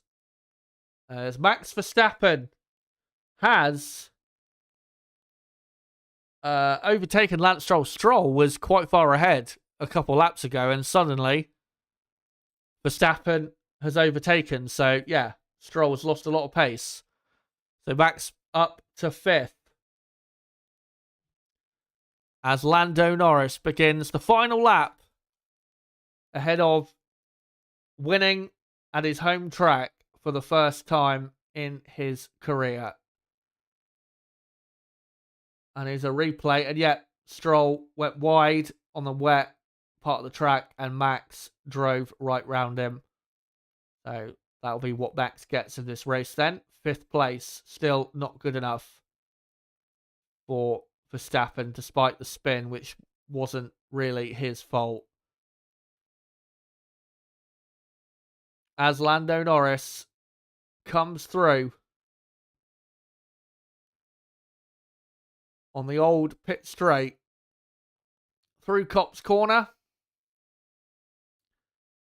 And even though, personally, I don't think Norris has deserved this win at all, and I think it's absolute bullshit what's happened to Piastri, results-wise, this is exactly what Lando Norris needed. Especially after the weekend he had in Montreal. And now in the World Championship, he will be only 8 points behind. And the momentum is, at the minute, looking to fall his way. As through the final chicane he comes to win his home race for the first time. Lando Norris wins the British Grand Prix at Silverstone. McLaren win for the first time at Silverstone in 17 years. Piastri finishes in second. But we await the real winner of this Grand Prix. The absolute driver of the day. Here he comes. Through Stowe. One final time. Nico Hülkenberg is going to finish on the podium for the first time in his career. There you go. Yes. Finally. 15 years. He has waited. And he's done it. Well done to him. I genuinely am so happy for the guy. He deserves it. What a career. And what a long wait he's had. And what I was going to say was what a career he's had after he came back after a couple years out. What a brilliant result that is. Lewis Hamilton 4th. Max Verstappen 5th. Gasly 6th. Stroll 7th. So Gasly got Stroll right before the end. What a result for Gasly and Alpine. Stroll 7th. Alonso 8th. Albon 9th. Russell 10th. And then Behrman, Sainz, Ocon, Leclerc, Tsunoda, and your retirements. Antonelli, Hadjar, Bortoletto, Lawson, and Colapinto. Nib, I know you're absolutely gutted, and we won't talk about, obviously, what happened up front, because we've already said what we've had to say, but Nico Hülkenberg, finally, I never thought he would do it, but fuck me has he done it. What a result, from 19th on the grid to 3rd. Wow. What do you have to say about that? Yay, Nico Hülkenberg. Yeah. Right. Well, I think it's Sauber's first podium since Kobayashi in 2012. Oh yeah, I forgot that one. I knew it was late part of 2012. I thought it might have been Perez, but yeah. 13 years without a podium, and yes, Sauber thoroughly deserves that. They've had such difficult times since then. Massive financial issues, of course, and yeah, that was absolutely brilliant. Who is the driver of the day? I'll just quickly ask the chat. So who is driver of the day for the British Grand Prix? And there is only one option. It's Nico Hülkenberg, but I'll put all the other options in there. Let me just put that. Obviously, the race is over. As Gasly actually got Stroll there on the final lap. Yeah, hopefully we see a replay of that, because they just showed the replay. You just missed it. Oh right. Yeah, hopefully I'll see it on X or whatever. But yeah, what a race from Gasly as well. He was consistently right in the 5th, 6th, 7th area the whole race. So he absolutely deserves a shout. But yeah, I'll put him obviously in the driver of the day vote. I'll put Stroll in there as well, and I'll put Albon in there as well, purely because he started 13th. So there you go. Driver of the day vote. Make sure to cast your vote. It has to be for Nico Hülkenberg. That is just, yeah, absolutely amazing drive. Restoration saying, hold that, Chaz. Yeah. Well, for those for those other podiums, yeah, the podiums he missed, he definitely cost himself. But today he did probably, well, by far, he's had many great drives, but that was by far his greatest. Not just getting the podium, but from where he started from, 19th on the grid. He's last two races been 19th on the grid and ended up in the points. He's making a habit of mammoth comebacks. But yeah, that is absolutely amazing and great to see all the Sauber mechanics celebrating there with Hulkenberg.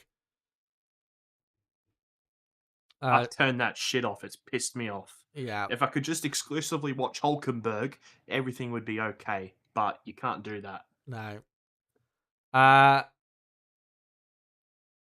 What is it? Todd saying running low downforce was a bad idea. In hindsight, yeah. But I mean, that's not the reason why Max got the result he did necessarily. But in terms of the pace difference between him and McLaren, yeah. In hindsight, not a good idea. But I mean, even if he had run with more wing, would Max have still had the pace of the McLarens? No. McLaren are just too quick. At the end of the day. Looney Classic saying, can't wait to hear Chazza explain how Max is still in the championship. You don't need to hear it anymore because, yeah, he is finished for this season. Simply because the car is just nowhere near good enough. Yeah, these last few races, he hasn't maximized, no pun intended, his results. He obviously only scored a point in Spain, didn't score any in Austria, only scored 10 here. But the car just isn't there. So, he's what? He's 68 points behind, I think he is now. Oh no, 69 points behind Piastri. So yeah. At this point, I'd have to say, yeah, it's over. But I do think Max will still get some wins before the end of the season. But, yeah, it's between the two McLaren drivers now for the Drivers' Championship. But how Verstappen and the Ferraris and the Mercedes affect the results will be very interesting indeed going forward. Finster says Nico's strategy team gets the award today. Yeah, they deserve a lot of credit as well because they, with I think pitting him, I think he was the first to, when the people who started on the Inter pitted again for another set of Inter, I think he was the first, one of the first to do that. So, yeah, that really, really helped his race, no doubt about that. But after that, it was all Hulkenberg. But yeah, I'll even though there's only been 20 odd votes, I'll finish up the poll because clearly it's been a winner. Hulkenberg, your driver of the day, and yeah, absolutely, probably the most deserved driver of the day we've ever had. So yeah, there you go.